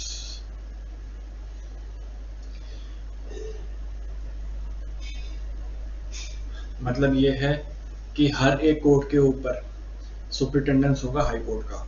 लेकिन अगर हम बात करेंगे सिविल कोर्ट की, तो उसका जो कंट्रोल होगा वो किसके हाथ में होगा? डिस्ट्रिक्ट कोर्ट के हाथ में होगा। लेकिन अगर हम बात करें ओवरऑल कंट्रोल की बात, तो वो होगा हाई कोर्ट का। और अगर हम बात करें सिविल कोर्ट्स की, तो उसका जो कंट्रोल होगा वो होगा डिस्ट्रिक्ट कोर्ट के ऊपर। लेकिन ये जो डिस्ट्रिक्ट कोर्ट का कंट्रोल भी होगा वो भी किसके अंतर्गत आएगा? हाई कोर्ट के अंतर्गत आएगा। तो मतलब सबसे बड़ा हाई कोर्ट, फिर से नीचे डिस्ट्रिक्ट कोर्ट, फिर उसके नीचे सिविल कोर्ट। अब आते हैं हम 34 के अंदर।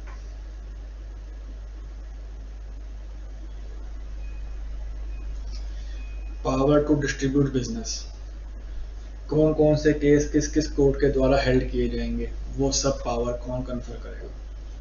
Not with standing anything contained in CPC, जो भी पावर डिस्ट्रीब्यूट की जाएगी किसके अंतर्गत की जाएगी, सीपीसी के अंतर्गत की जाएगी। एवरी डिस्ट्रिक्ट जज may by written order direct that any civil business commissions by his court and the court under his control shall be distributed among such courts in such manner as he think fit। अब अगर हम बात करें तो पहला question ये उठेगा कि ये जो पावर डिस्ट्रीब्यूट की जाएंगी किसके अंतर्गत की जाएंगी, सीपीसी के अंतर्गत की जाएंगी, कोड ऑफ सिविल प्रोसीजर के अंतर्गत की जाएगी। और अगर हम बात करें ये पावर डिस्ट्रीब्यूट कौन करेगा, डिस्ट्रिक्ट जज करेगा। कैसे करेगा, लिखित ऑर्डर के तहत करेगा। किसको करेगा, जो भी कोर्ट उसके कंट्रोल के अंदर आती है, जो भी कोर्ट उसके कंट्रोल के अंदर आती है, अंडर हिज कंट्रोल।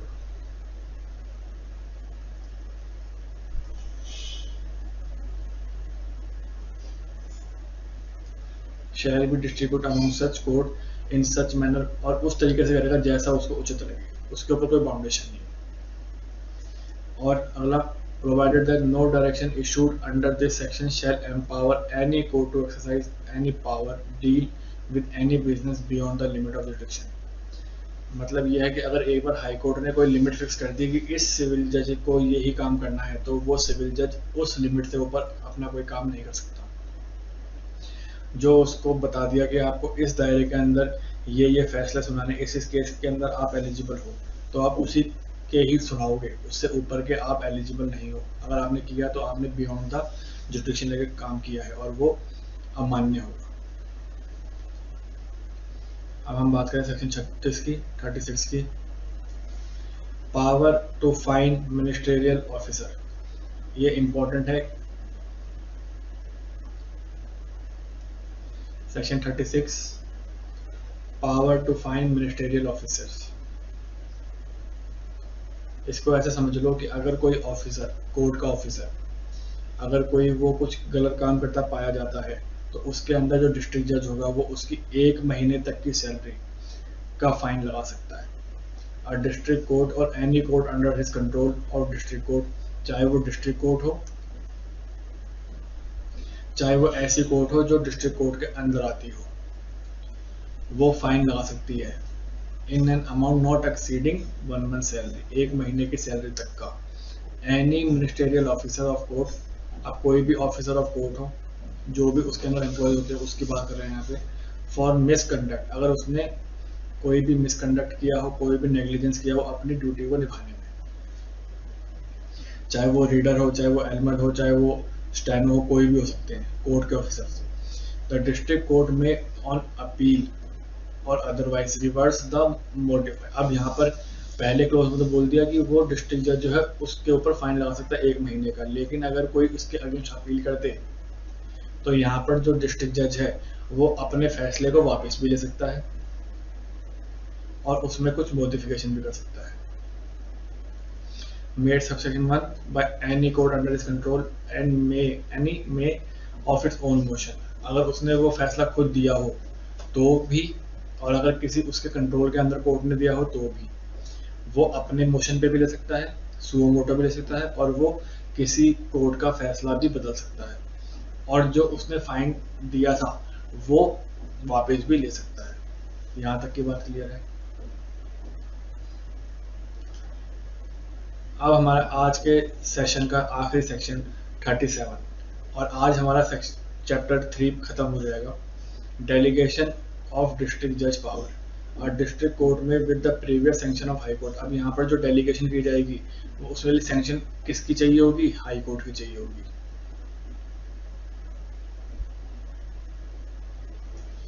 और कौन डेलीगेट करेगा, डिस्ट्रिक्ट कोर्ट डेलीगेट करेगा। डेलीगेट टू एनी सबऑर्डिनेट, और किसको करेगा, सबऑर्डिनेट जजेस को करेगा। तो यहाँ पर अगर किसी डिस्ट्रिक्ट कोर्ट को अपनी पावर डेलीगेट करनी है किसी भी सिविल जज सीनियर डिवीजन को या किसी भी सिविल जज जूनियर डिवीजन को, तो यहाँ पर सबसे पहले सैंक्शन किसकी चाहिए होगी, सैंक्शन चाहिए होगी हाई कोर्ट की। और अगर एक बार हाई कोर्ट की मिल गई तो यहाँ पर डिस्ट्रिक्ट कोर्ट अपनी पावर सैंक्शन कर सकता है। तो हमने आज कवर अप किया हमारा चैप्टर 3, जिसके अंदर हमने आज कवर अप किया है सेक्शन 18, सेक्शन 28 टू 37, और हमारा आज ये चैप्टर 3 पूरा हो गया है। अब हमारे सिर्फ 2 चैप्टर रहते हैं, चैप्टर 4 और चैप्टर 5। वो भी आपके 2 वीडियोस के अंदर खत्म कर दिए जाएंगे और आपका पंजाब एक्ट पूरा हो जाएगा। आई होप आपको वीडियो अच्छा लगा होगा। Thank you very much.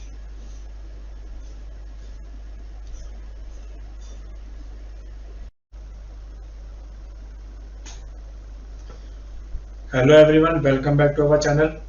आज से हम शुरू करने वाले हैं द पंजाब कोर्ट एक्ट का चैप्टर नंबर 4। इससे पहले वाली वीडियोस के अंदर हमने चैप्टर 3 तक पूरा कवर कर लिया है। आज इसी सीरीज को हम आगे बढ़ाते हुए चैप्टर 4 करेंगे। अगर आपने हमारी वो पहले वाली वीडियोस नहीं देखी हैं तो आप प्लेलिस्ट में जाकर देख सकते हैं, वहाँ पे आपको अवेलेबल है। तो शुरू करते हैं हमारा चैप्टर 4 पंजाब कोर्ट एक्ट 1918। अब अगर हम बात करें पंजाब कोर्ट एक्ट चैप्टर 4 की, तो हम इसके अंदर पढ़ने वाले हैं कौन सा topic, appellate and revisional jurisdiction in civil cases.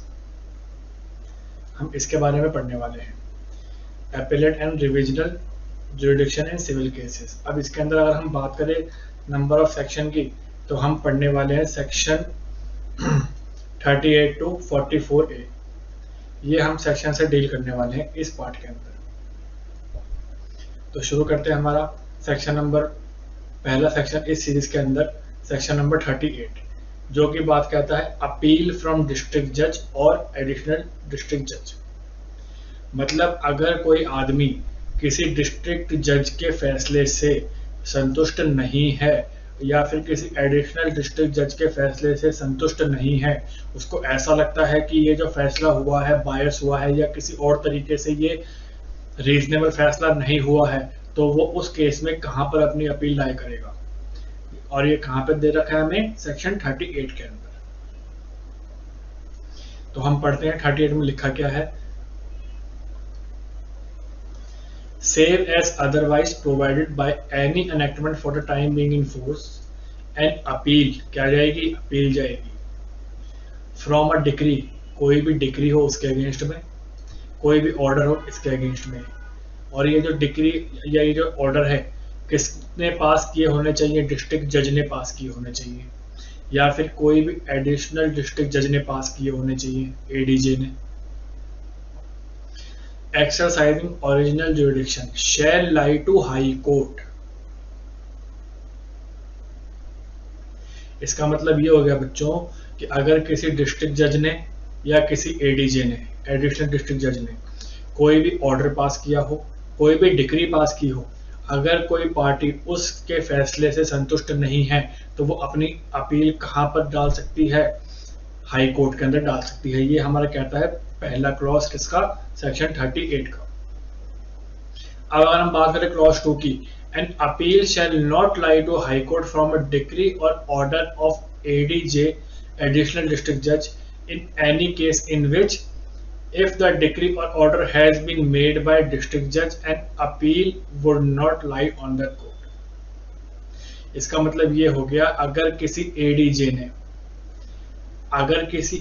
ने और अगर कोई डीजे डिस्ट्रिक्ट जज उसने कोई ऑर्डर या कोई डिक्री पास कर दी और अगर पार्टी उसके फैसले से संतुष्ट नहीं है तो वो उसी सेम कोर्ट के अंदर अपील नहीं जा सकती। अगर उसको अपील करनी है तो वो हाई कोर्ट में करेगा, सेम डीजे के पास नहीं करेगा, सेम एडीजे के पास नहीं करेगा। इसका मतलब यही है, मतलब ये है कि अगर आपको अपील करवानी है तो आप हायर कोर्ट्स में जाएंगे, ना कि सिमिलर कोर्ट या उससे मिलते जुलते कोर्ट्स के अंदर। अपील करवानी है डीजे के फैसले के खिलाफ, अपील करवानी है एडीजे के फैसले के खिलाफ, हाई कोर्ट जाना पड़ेगा। सेम कोर्ट या सिमिलर कोर्ट्स में अपील नहीं होगी। ये हमारा कहता है सेक्शन 38।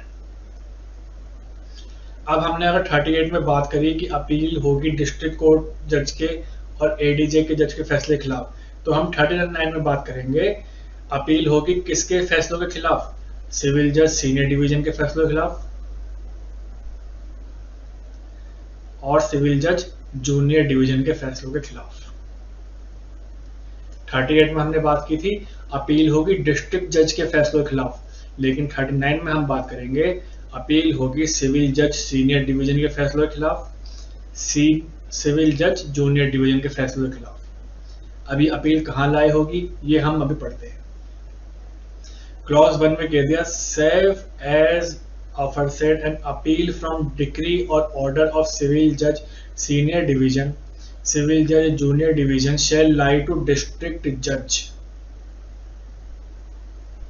मतलब कोई भी सिविल जज सीनियर डिवीजन हो, कोई भी सिविल जज जूनियर डिवीजन हो, अगर कोई पार्टी उसके दिए गए ऑर्डर से, अगर कोई पार्टी उसके दिए गए डिग्री से संतुष्ट नहीं है तो उसकी अपील वो पार्टी कहाँ कर सकती है, डिस्ट्रिक्ट जज में कर सकती है, irrespective of the value of original suit. अब इससे उस सूट की वैल्यू का कोई लेना देना नहीं है।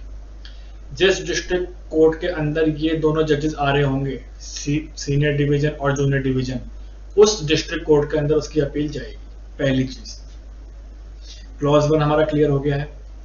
क्लॉज 2 क्या कहता है, subject to the provision of sub section 3 an appeal to the court of district shall be heard by district जज और एडीजे।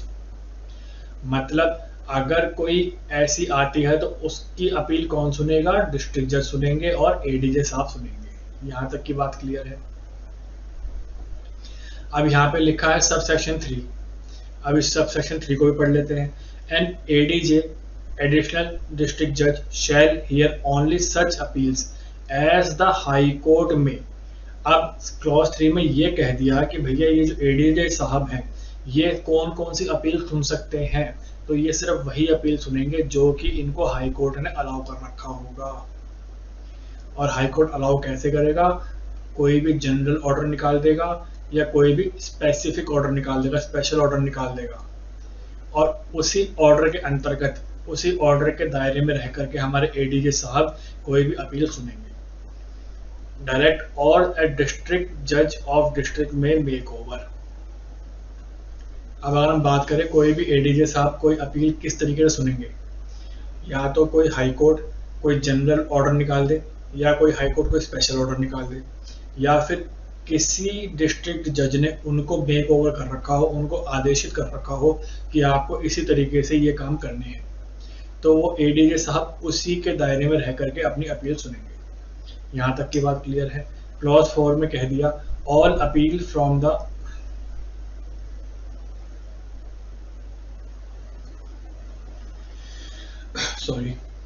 क्लॉज 4 में कह दिया all appeal from the decree और ऑर्डर ऑफ सिविल जज सीनियर डिवीजन, सिविल जज junior division pending in the high court.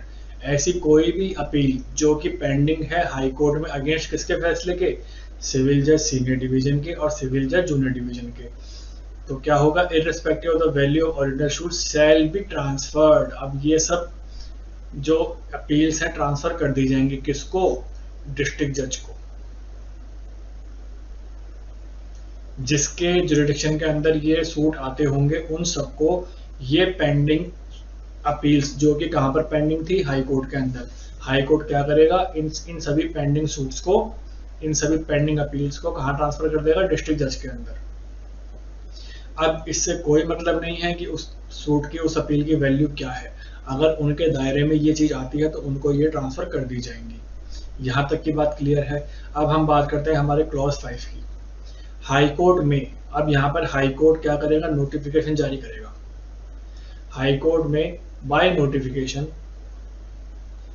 Direct that appeal lying to the district जज from all और any of the decree order pass इन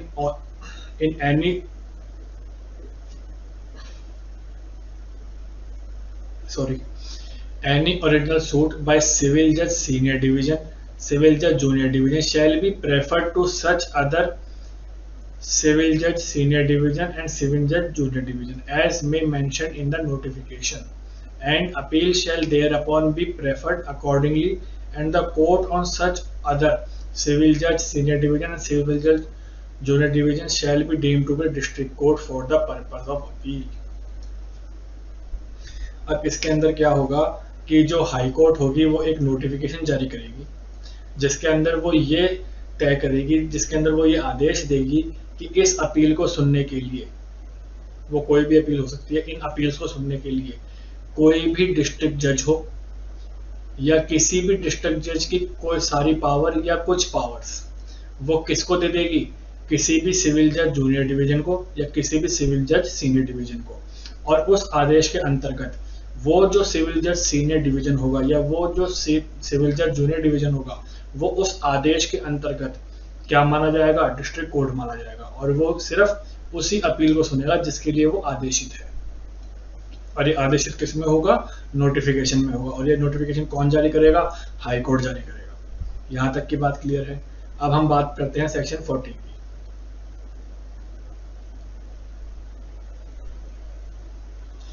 हमने देखा ऊपर वाले cases में अपील सुनने का।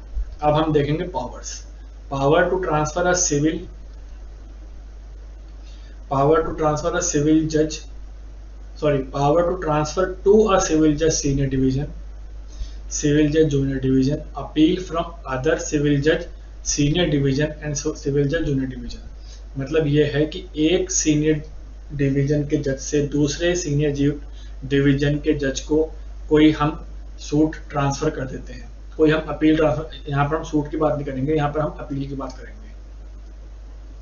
कोई हम अपील ट्रांसफर करते हैं या फिर किसी जूनियर डिवीजन से किसी और जूनियर डिवीजन को हम अपील ट्रांसफर करते हैं तो उसका क्या प्रोसेस होगा वो हमें बताता है सेक्शन 40। अ डिस्ट्रिक्ट जज में transfer any appeal pending before him. कोई भी डिस्ट्रिक्ट जज जिसके पास कोई अपील पेंडिंग पड़ी है तो वो ट्रांसफर कर सकता है फ्रॉम अ डिक्री और ऑर्डर ऑफ सिविल जज सीनियर डिवीजन, सिविल जज junior division to any other civil जज senior division to any other civil judge junior division under his administrative control to competent to dispose of them। अब ऐसा हो सकता है कि मान लीजिए कोई सिविल जज सीनियर डिवीजन है, उसके फैसले से कोई पार्टी संतुष्ट नहीं है तो उसने क्या किया, डिस्ट्रिक्ट कोर्ट में अपनी अपील दायर कर दी। अब उस केस में क्या हुआ कि जो डिस्ट्रिक्ट जज साहब थे उन्होंने उस अपील को किसी और सिविल जज सीनियर डिवीजन के पास दे दिया। तो अब जो वो सिविल जज सीनियर डिवीजन साहब होंगे वो उसको हेल्ड करेंगे। यहां तक की बात क्लियर है। द डिस्ट्रिक्ट जज में विड्रॉ। अब हमने जब क्लॉज 1 में बात करी कि वो ट्रांसफर कर सकते हैं तो क्लॉज 2 में बोल दिया कि जो उन्होंने ट्रांसफर किया था ना मामला वो वापस भी ले सकते हैं।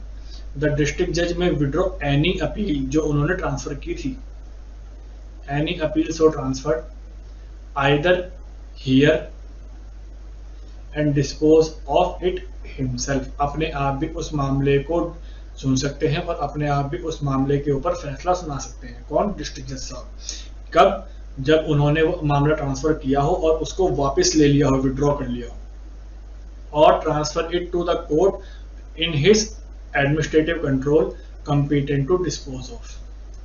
या तो वो उस मामले को स्वयं सुनेंगे और स्वयं उसका फैसला करेंगे या फिर उसको किसी और जज के पास जो कि उनके कंट्रोल में है उसके पास भेज देंगे। यहां तक की बात क्लियर है। अब हम देखते हैं हमारा क्लॉज 3।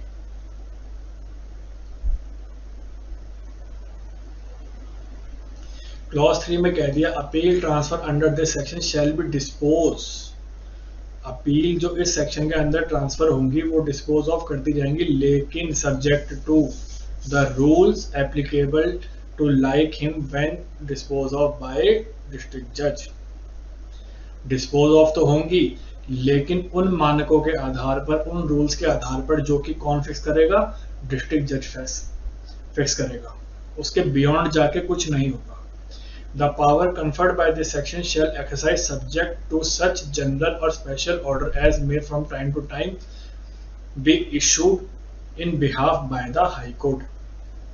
अब ये जो भी पावर्स दी जाएंगी, ये जो भी डायरेक्शन दिए जाएंगे, ये जो भी ऑर्डर्स दिए जाएंगे, ये सब किसकी डायरेक्शन में होंगे, सब किसकी निगरानी में होंगे, तो इसमें फॉरमोस्ट सुपरविजन होगा हाई कोर्ट का। मतलब जो भी कार्यक्रम होंगे वो हाई कोर्ट के निर्देशों के आधार पर किए जाएंगे। यहाँ तक की बात क्लियर है। हमारा सेक्शन 40 यहाँ पर खत्म होता है। अब हम बात करते हैं जब कोई आदमी अपील करता है उसके बाद भी संतुष्ट नहीं होता तो वो जाता है आदमी सेकंड अपील के अंदर, और इसके अंदर हमें गिवन है सेक्शन 41 के अंदर। सेक्शन 41 जो कि बात करता है सेकंड अपील की। यहां तक की बात क्लियर है। अब हम देखते हैं सेकंड अपील बोलती क्या है। An appeal shall lie to high court. Second appeal किसको जाएगी? हाई कोर्ट को। From every decree pass in appeal by any court subordinate to the high court. अब एनी कोर्ट का मतलब हो गया कोई सी भी कोर्ट हो सकती है, डीजे की, एडीजे की, उससे भी छोटी, लेकिन वो किसके कंट्रोल में होनी चाहिए? हाई कोर्ट के। On the following grounds. अब कुछ ऐसे ग्राउंड्स होंगे जिसके अंदर पार्टी कह सकती है कि हम इस फैसले से संतुष्ट नहीं है। अब वो ग्राउंड कौन कौन से हैं वो हम देखते हैं। The decision being contrary to the law, law के विरुद्ध दिया गया है फैसला, पहला। और some customs or usage having force of law, मतलब इस फैसले को सुनाते वक्त कस्टम और लॉस को ध्यान में नहीं रखा गया है, रीति रिवाजों को ध्यान में नहीं रखा गया है। इस ग्राउंड पे भी हम अपील कर सकते हैं हाई कोर्ट पर कि ये जो फैसला आया गया है ये कस्टम्स के अगेंस्ट है, लॉ के अगेंस्ट है। दूसरा ground, the decision having failed to determine some material issue of law, मतलब ये जो फैसला आया है इसके अंदर कुछ इशू ऐसे हैं जो देखे ही नहीं गए, कुछ इश्यूज का इसके अंदर अनदेखी की गई है, और कुछ कस्टम्स की इसके अंदर अनदेखी की गई है, कुछ रीतियों की इसके अंदर अनदेखी की गई है। ये हो गया हमारा दूसरा ग्राउंड। तीसरा, अ सब्सटेंशियल एरर और defect in procedure provided by CPC. CPC में कुछ ऐसी प्रक्रियाएं दे रखी थी जिनका पालन पूरे तरीके से इस फैसले को सुनाने पर नहीं हुआ है, तो भी हम अपील कर सकते हैं। और by any other law for the timing in force which may possibly have produced error or defect in the decision of the case upon the merits। मतलब हम ये बोल सकते हैं कि अगर इनका पालन किया जाता तो ये फैसला कुछ और आता, और इस फैसले में इन सब चीजों का पालन नहीं किया गया। जो सीपीसी में हमें दे रखी है प्रक्रिया उसका पूरी तरीके से पालन नहीं किया गया, तो इस केस में भी हम किसी कोर्ट के फैसले को अपील कर सकते हैं। कहां पर? हाई कोर्ट पर। और हमारा इसके अंदर एक्सप्लेनेशन कहती है, a question relating to existence of validity of custom और usage shall be deemed to be question of law. अब इसके अंदर ये पूछ सकता है कि पंजाब कोर्ट के अंदर सेक्शन 40 के अंदर जो ये क्वेश्चन होगा एग्जिस्टेंस और वैलिडिटी ऑफ कस्टम और वैलिडिटी ऑफ यूसेज का, ये कौन सा क्वेश्चन माना जाएगा? तो ये क्वेश्चन माना जाएगा क्वेश्चन ऑफ लॉ का। और अगर हम बात करें इसका अगला, an appeal may lie under this section from appellate decree passed ex parte, मतलब इसमें यह कह दिया कि अगर किसी के पास एक्स पार्टी डिग्री भी है तो उसके अगेंस्ट भी हम अपील कर सकते हैं इस सेक्शन के अंतर्गत। यहां तक कि आपको बात क्लियर है। अब हम पढ़ते हैं सेक्शन 42 का। अब अगर हम बात करें कि सेकंड अपील हमने सेक्शन 41 में पढ़ी और उसके अंदर हमने ग्राउंड्स भी पढ़े। अब सेक्शन 42 बताएगा क्या इसके अलावा और कोई भी ग्राउंड होते हैं जिसके अंदर हम अपील कर सकते हैं या नहीं कर सकते। तो हम देखते हैं सेक्शन 42, सेकंड अपील और नो अदर ग्राउंड्स। अगर हम इसकी पढ़ें, no second appeal shall lie except on the ground mention in 41, मतलब अगर आपके जो ऊपर 5 ग्राउंड दे रखे हैं उसके अंदर अगर आपका मामला आता है तो आप अपील कर सकते हैं, वरना आप अपील नहीं कर सकते। अब सेकंड क्लॉज क्या कहता है? No second appeal in certain suits, no second appeal shall lie in any suit of nature cognizable by court of small causes. मतलब ये कह दिया गया कि जो भी स्मॉल कोस कोर्ट होंगे उनका फैसलों का कोई अपील नहीं होगा, लेकिन इसके पीछे कंडीशन है क्या? व्हेन द अमाउंट और value of subject matter of the original suit does not exceed 3000। मतलब स्मॉल कोस कोर्ट के, इसको मैं लिख के देता हूं आपको, स्मॉल कोस कोर्ट का फैसला का डिसीजन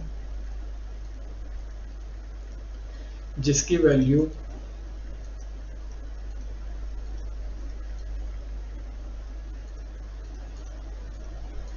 3000 से कम है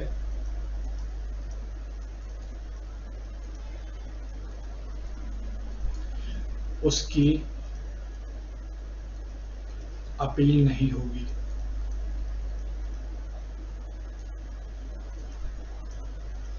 यहां तक की बात आपको समझ में आई?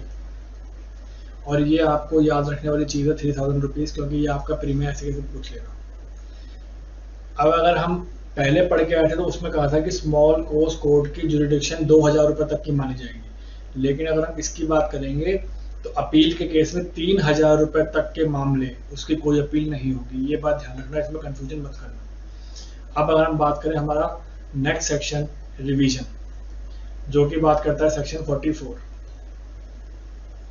और सीपीसी में रिवीजन कहाँ दे रखा है वो आप मेरे को कमेंट सेक्शन में कमेंट करके बताएंगे।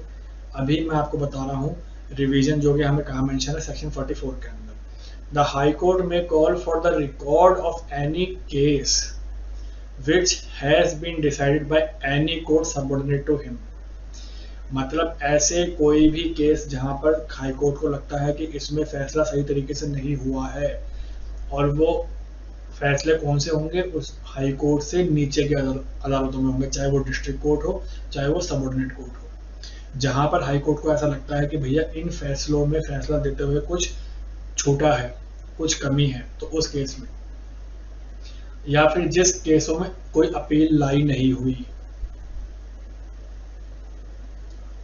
If such subordinate court appears, अगर हाई कोर्ट को ऐसा लगता है कि ऐसा to have exercise a jurisdiction not vested in by law, मतलब लॉ के द्वारा उसको अधिकार नहीं थे लेकिन फिर भी सबऑर्डिनेट कोर्ट्स ने वो फैसला सुनाया। To have fail to exercise jurisdiction so vested, मतलब उसके पास जो अधिकार क्षेत्र थे उसका पूरी तरीके से पालन नहीं किया, उस केस में भी। To have acted in exercise of its jurisdiction illegally, मतलब उन्होंने अपने अधिकारों का, अपने जुरिडिक्शन का इल्लीगल तरीके से पालन किया, और with material irregularity the high court may make such order in case as it think fit. अगर ये 3 कंडीशनें हुई तो इस केस में हाई कोर्ट एक ऑर्डर पास करेगी, और उसके ऑर्डर के बाद उस सबऑर्डिनेट कोर्ट के ऊपर जो भी अपील लाई करनी है वो हाई कोर्ट का फैसला होगा, वो और कोई नहीं कर सकता। यहाँ तक की बात क्लियर है। अब हम अपने अगले सेक्शन में चलेंगे जो कि इस सेशन का आखिरी सेक्शन होने वाला है, और हमारा आज चैप्टर 4 भी खत्म हो जाएगा, जो कि बात करता है section 44A period of limitation. और ये आपका पीरियड ऑफ लिमिटेशन जो है ये आपका इंपॉर्टेंट क्वेश्चन बनता है, क्योंकि हरियाणा में आपसे लिमिटेशन में जोड़ के भी क्वेश्चन पूछ सकते हैं, तो इसका क्या ध्यान रखना है हमें। The period of limitation for an appeal under section 41, क्योंकि हम पढ़ के आए थे 41 के अंदर अपील होती है, for this part shall be 90 days. अब यहाँ पर 90 डेज याद रखना है कि अगर हमें किसी केस में अपील करनी है अंडर पंजाब कोर्ट एक्ट, बता रहा हूँ पंजाब कोर्ट एक्ट के अंदर अगर हमें अपील करनी है तो हमारे पास समय कितना है, 90 दिन। और वो 90 दिन शुरू कब से होंगे, from the date of decree appealed against, जिस दिन से हमने अपील करी है उस डिक्री के खिलाफ, उस दिन से 90 दिन। यहां तक बात समझ में आती है। In computing this period in all respect not herein specified, the limitation of appeal under the said section shall be deemed to governed by provision of Indian Limitation Act 1908। अगर इस लिमिटेशन पीरियड को complete करने के समय पर हमें पर कोई स्पेसिफाइड नहीं है, हमें कोई स्पेसिफाइड टाइम नहीं दिया गया होता, तो हम किसको मानेंगे, इंडियन लिमिटेशन एक्ट 1908 के प्रोविजंस को मानेंगे। यहां तक कि आपको बात क्लियर है, यहाँ तक कि आपको बात क्लियर है। आई होप आपको ये वीडियो अच्छा लगा होगा और आपको ये चैप्टर 4 समझ में आया होगा, और इसके अगला वीडियो इस पंजाब कोर्ट का आखिरी वीडियो होगा और आपका पंजाब कोर्ट खत्म हो जाएगा। तब तक के लिए थैंक यू वेरी मच।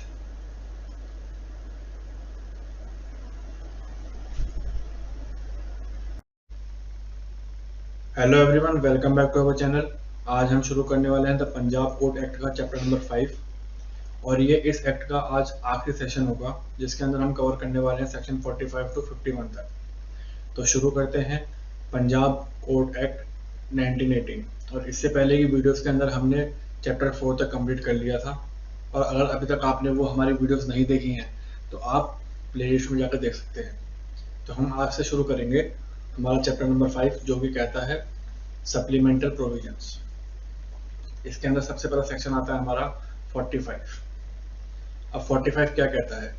जो भी पावर दी जाएंगी उनको देने का मोड किस तरीके से होगा।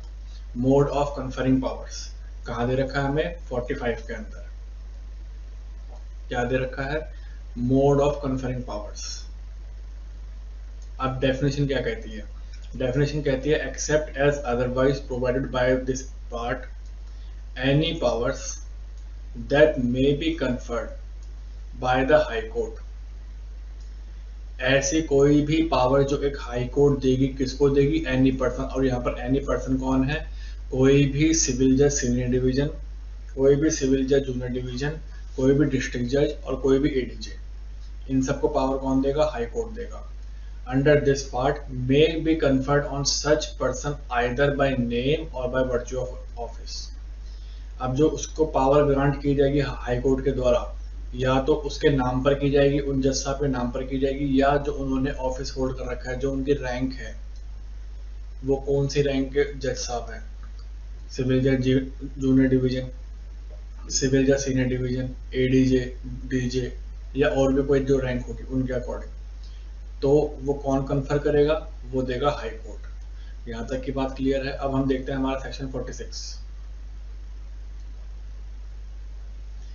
सेक्शन 46 में कहती है हमारा कॉन्टिन्यूएंस ऑफ पावर ऑफ ऑफिसर। जो एक बार पावर्स दे दी तो वो कब तक वैध मानी जाएगी, कब तक कंटिन्यू उसका वो कर सकता है, कब तक उसको वो एक्सरसाइज कर सकता है। ये हमें कहाँ दे रखी है? 46 के अंदर क्या दे रखा है? Continuance of power of officer. अब अगर हम इसकी बात करें, when ever any person holding an office in the service of government. अब यहाँ पर किसकी बात कर रहा है? कौन पर्सन है? ऐसा आदमी जो सरकारी नौकरी में है, जो सर्विस ऑफ गवर्नमेंट के अंदर है। Who has been invested with any powers, जिसको कुछ पावर्स दी गई हैं। Under this part throughout any local area is transferred. अगर उसका कोई ट्रांसफर हो गया हो,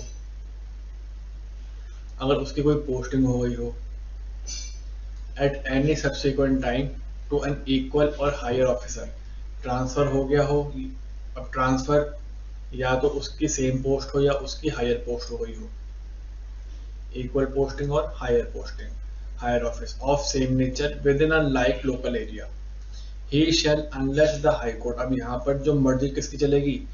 हाई कोर्ट की चलेगी। He shall unless the high court otherwise direct और has otherwise directed exercise the same power in the local area to which he is transfer और पोस्टेड। अब सपोज कर लीजिए किसी जज साहब का ट्रांसफर हो गया है और उनको, अब ये हाई कोर्ट के ऊपर डिपेंड करता है कि जो उनको ट्रांसफर दिया गया है वो जिस लोकल एरिया में गए हैं, नए एरिया में गए हैं, उनको वो जो पावर्स हैं ज़्यादा दी जाए, कम दी जाए या उतनी ही दी जाए, ये कौन सेट करेगा? ये करेगा हाई कोर्ट। और ये सब पावर कौन एक्सेस करेगा? जिनका ट्रांसफर हुआ है। अब हम बात करें सेक्शन 47 की।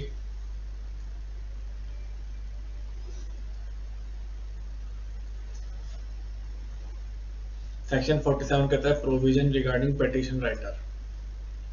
सॉरी 46 ए कहता है, सेक्शन 46 ए कहता है प्रोविजन रिगार्डिंग पिटीशन राइटर। अब ये पिटीशन राइटर कौन होते हैं वो हम इसमें देखते हैं। The High Court may from time to time makes rules consistent with this act and any other enactment for the time being in force। अब पेटिशन राइटिंग के लिए कौन रूल्स बनाएगा? हाई कोर्ट बनाएगा। पहला क्वेश्चन, पेटिशन राइटिंग के जो provisions होंगे उसके रिगार्डिंग कौन रूल बना सकता है? हाई कोर्ट बनाएगा। Declaring what person shall be permitted. कौन कौन से आदमी इसके अंदर एलिजिबल हैं, कौन कौन से आदमी पेटिशन डालने के लिए एलिजिबल हैं, परमिटेड हैं, वो भी कौन सेट करेगा? हाई कोर्ट करेगा। Declaring what person shall be permitted to act as petition writer. कौन से आदमी पेटिशन राइटर के तौर पर एलिजिबल होंगे? In the court of subordinate. कौन सी कोर्ट्स पे? सबऑर्डिनेट कोर्ट पे। अब ये सबऑर्डिनेट कोर्ट कहाँ पे दे रखी है? सेक्शन 22 के अंदर, जो कि बात किसी करता है सिविल जज सीनियर डिवीजन और सिविल जज जूनियर डिवीजन की। अब हम बात करें clause B, regulating issue of license to such person. अब उन आदमियों को हाई कोर्ट क्या देगी? लाइसेंस देगी कि आप एक पेटिशन राइटर हो तो आपके पास एक लाइसेंस होना चाहिए। और वो लाइसेंस कौन प्रोवाइड करेगा? वो लाइसेंस प्रोवाइड करेगा हमें high court. The conduct of business by them and the scale of fees to be charge by them. और उस लाइसेंस के साथ साथ वो कितनी फीस ले सकते हैं, कितना उनका काम होगा, वो सेट भी कौन करेगा? वो सेट भी हाई कोर्ट ही करेगा। Scale of fees charge by them. अगला अगर हम देखें, determining the authority by which branch of such rules shall be investigated and penalties में बी इम्पोज्ड। अब अगर कोई इन रूल्स का, जो हाई कोर्ट ने बनाए हैं, इन रूल्स का अगर कोई वायलेशन करता है तो उसके ऊपर कितनी पेनल्टीज लगेगी, उसके ऊपर कितना फाइन लगेगा, उसकी तहकीकात किस तरीके से की जाएगी, तो उसका भी जो फैसला है, उसके भी जो रूल्स है, कौन सेट करेगा? हाई कोर्ट सेट करेगा। अब अगर हम बात करें हमारे अगले सेक्शन की, तो हमारा अगला सेक्शन है 47। अब 47 में कह दिया कि छुट्टियां कितनी होंगी, किस तरीके से होंगी, तो वो भी सेट कौन करेगा? हाई कोर्ट करेगा। Control of list of holidays subject to the such general order. अब यहाँ पर हाई कोर्ट क्या पास करेगा? जनरल ऑर्डर पास करेगा। As may be made by chief commissioner. और ये ऑर्डर किसके थ्रू पास किया जाएगा? Chief commissioner of high court. The high court shall prepare a list of days observe in each year as holiday in civil courts subordinate thereto. मतलब civil courts के अंदर कौन कौन से दिन पर छुट्टियां रखी जाएंगी, सबऑर्डिनेट कोर्ट्स पर कौन कौन से दिन पर छुट्टियां रखी जाएंगी, तो इन सब की लिस्ट कौन तैयार करेगा? चीफ कमिश्नर हाई कोर्ट का, वो तैयार करेगा कि एक साल में कितनी छुट्टियां दी जाएंगी, चाहे वो सिविल कोर्ट हो, चाहे वो सबऑर्डिनेट कोर्ट हो। क्लॉज 2 में कह दिया every such list shall be published in official gadget. और ये जो लिस्ट है ये ऑफिशियल गैजेट में पब्लिश की जाएगी। यहाँ तक की बात क्लियर है। अब हम बात करते हैं सेक्शन 47A।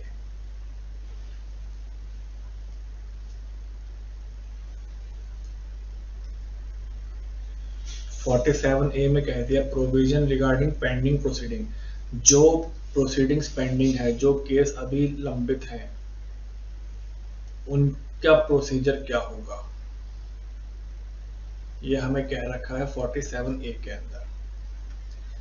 ऑल सूट, सारे वाद, सारे केस, सारी अपील, सारी रिवीजन, सारी एप्लीकेशन, सारे रिव्यूज, सारी एग्जीक्यूशंस और भी अन्य प्रोसीडिंग, अदर प्रोसीडिंग्स व्हाटसोएवर, चाहे वो सिविल के कोर्ट में हो, चाहे वो क्रिमिनल कोर्ट में हो।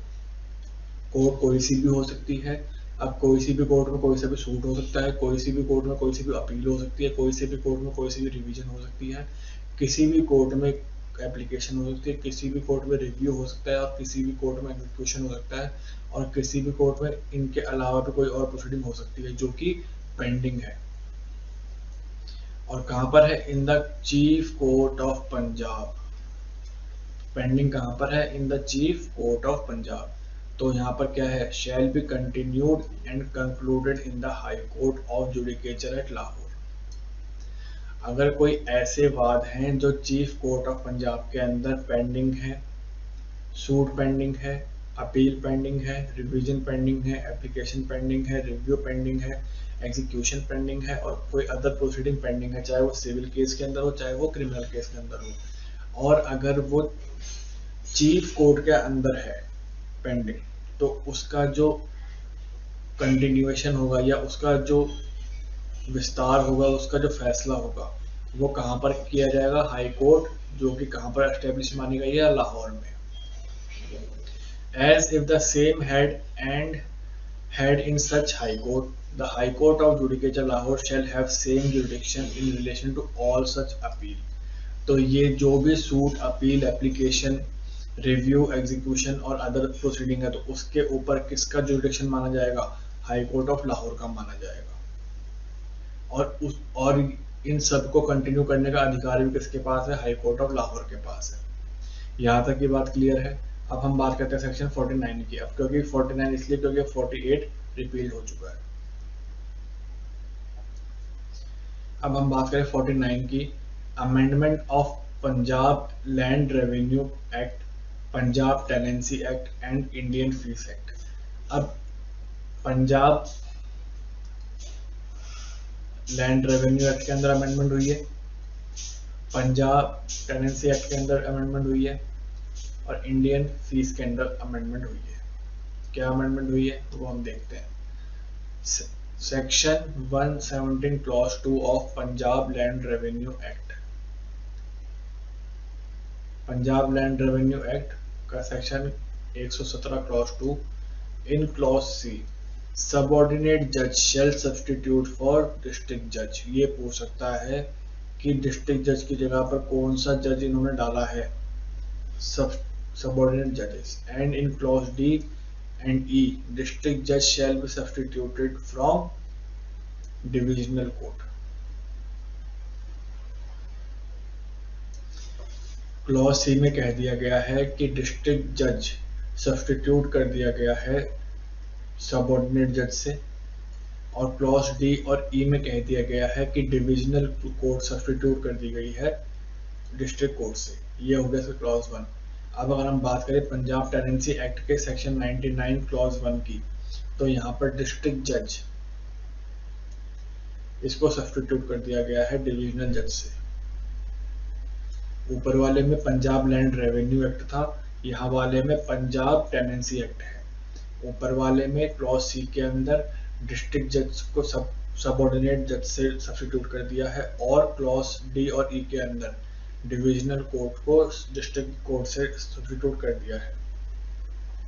क्लॉज बी की अगर हम बात करें, पंजाब टेनेंसी एक्ट, इसके सेक्शन 99 क्लॉज 1 के अंदर डिविजनल जज को डिस्ट्रिक्ट जज से सब्स्टिट्यूट कर दिया गया है। अब अगर हम बात करें इंडियन कोर्ट फीस की, तो इसका जो section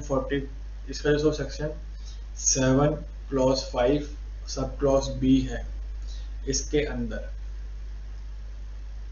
for the word 5 shall be substitute for the word 10। 10 की जगह अब वर्ड यूज किया जाएगा 5। यहाँ तक की बात क्लियर है। ये आपको वैल्यूज ऐसे याद रखनी पड़ेगी। आपसे ऐसे कैसे क्वेश्चन पूछ लेगा कि जो पहले 10 था इंडियन कोर्ट फीस के अंदर, वो अब कितना है, तो अब वो है 5। अब हम करते हैं सेक्शन 50।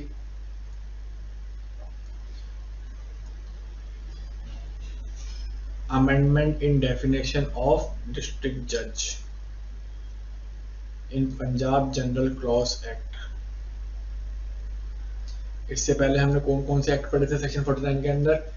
पंजाब टेनेंसी एक्ट और पंजाब लैंड रेवेन्यू एक्ट। अब हम 50 में कौन सा देखेंगे? Punjab general clause act. अब इसके अंदर क्या कह दिया? For the definition of district जज, section 2 clause 15 of Punjab general clause act. अब आपसे पूछ लेगा पंजाब जनरल क्लॉज एक्ट में डिस्ट्रिक्ट जज की डेफिनेशन कहाँ गिवन है? Section 2 clause 15। अब फॉलोइंग शैल बी सब्स्टिट्यूटेड, कुछ शब्द सब्स्टिट्यूट किए गए हैं। डिस्ट्रिक्ट जज शैल मीन द जज of principal court of original jurisdiction, और ये बात इस एक्ट में कहाँ दी गई है? सेक्शन 24 के अंदर। और डिस्ट्रिक्ट जज पंजाब जनरल क्लॉज एक्ट में कहाँ दे रखी है? 2 क्लॉज 15 के अंदर। But shall not include the high court, लेकिन हाई कोर्ट इंक्लूड नहीं है in exercise of its ordinary और extraordinary original civil jurisdiction. यहाँ तक की बात क्लियर है। अब हम बात करते हैं हमारे इस सेशन का लास्ट सेक्शन, और इस पूरे एक्ट का लास्ट सेक्शन, सेक्शन 51, जो कि बात कहता है reference in existing enactment of chief courts in every enactment now in force and in every appointment, any order, any rule, any bylaws, any notification, any form or any issue thereunder, all reference of the Chief Court of Punjab shall be construed when necessary as referring to the High Court of Judicature of Lahore. लेकिन वो किससे पहले होना चाहिए? 15 अगस्त 1947 से पहले। अगर इससे पहले हो गया तो मानी जाएगी कि जो जुरिडिक्शन है वो हाई कोर्ट ऑफ लाहौर के अंतर्गत है, और अगर वो उसके बाद की गई है तो वो मानी जाएगी हाई कोर्ट ऑफ पंजाब के अंतर्गत है। आज हमने डिस्कस किया चैप्टर 5 जो कि बात करता है सब्स्टिट्यूटेड प्रोविजंस के बारे में। आई होप आपको ये वीडियो अच्छा लगा होगा। और आज हमारा पंजाब कोर्ट एक्ट पूरा ख़त्म हो गया है। अब हम एक नया एक्ट लेके आने वाले हैं जिसका कि नाम होगा हरियाणा रेंट कंट्रोल एक्ट, और जो भी माइनर एक्ट हैं जैसे लिमिटेशन एक्ट, SRA, सोगा, पार्टनरशिप, इन सबको भी हम टाइम टाइम पर ख़त्म करते रहेंगे। और आप मुझे कमेंट करके ये बताएं कि अब मैं कौन सा एक्ट शुरू करूँ, और अगर आपको मेरी वीडियोस के अंदर कुछ कमी दिखती है तो उसको भी आप कमेंट करके मेरे को प्लीज़ बताएं जिससे कि मैं उसको इम्प्रूव कर सकूँ।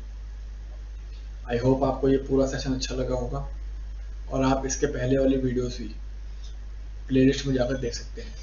Thank you very much.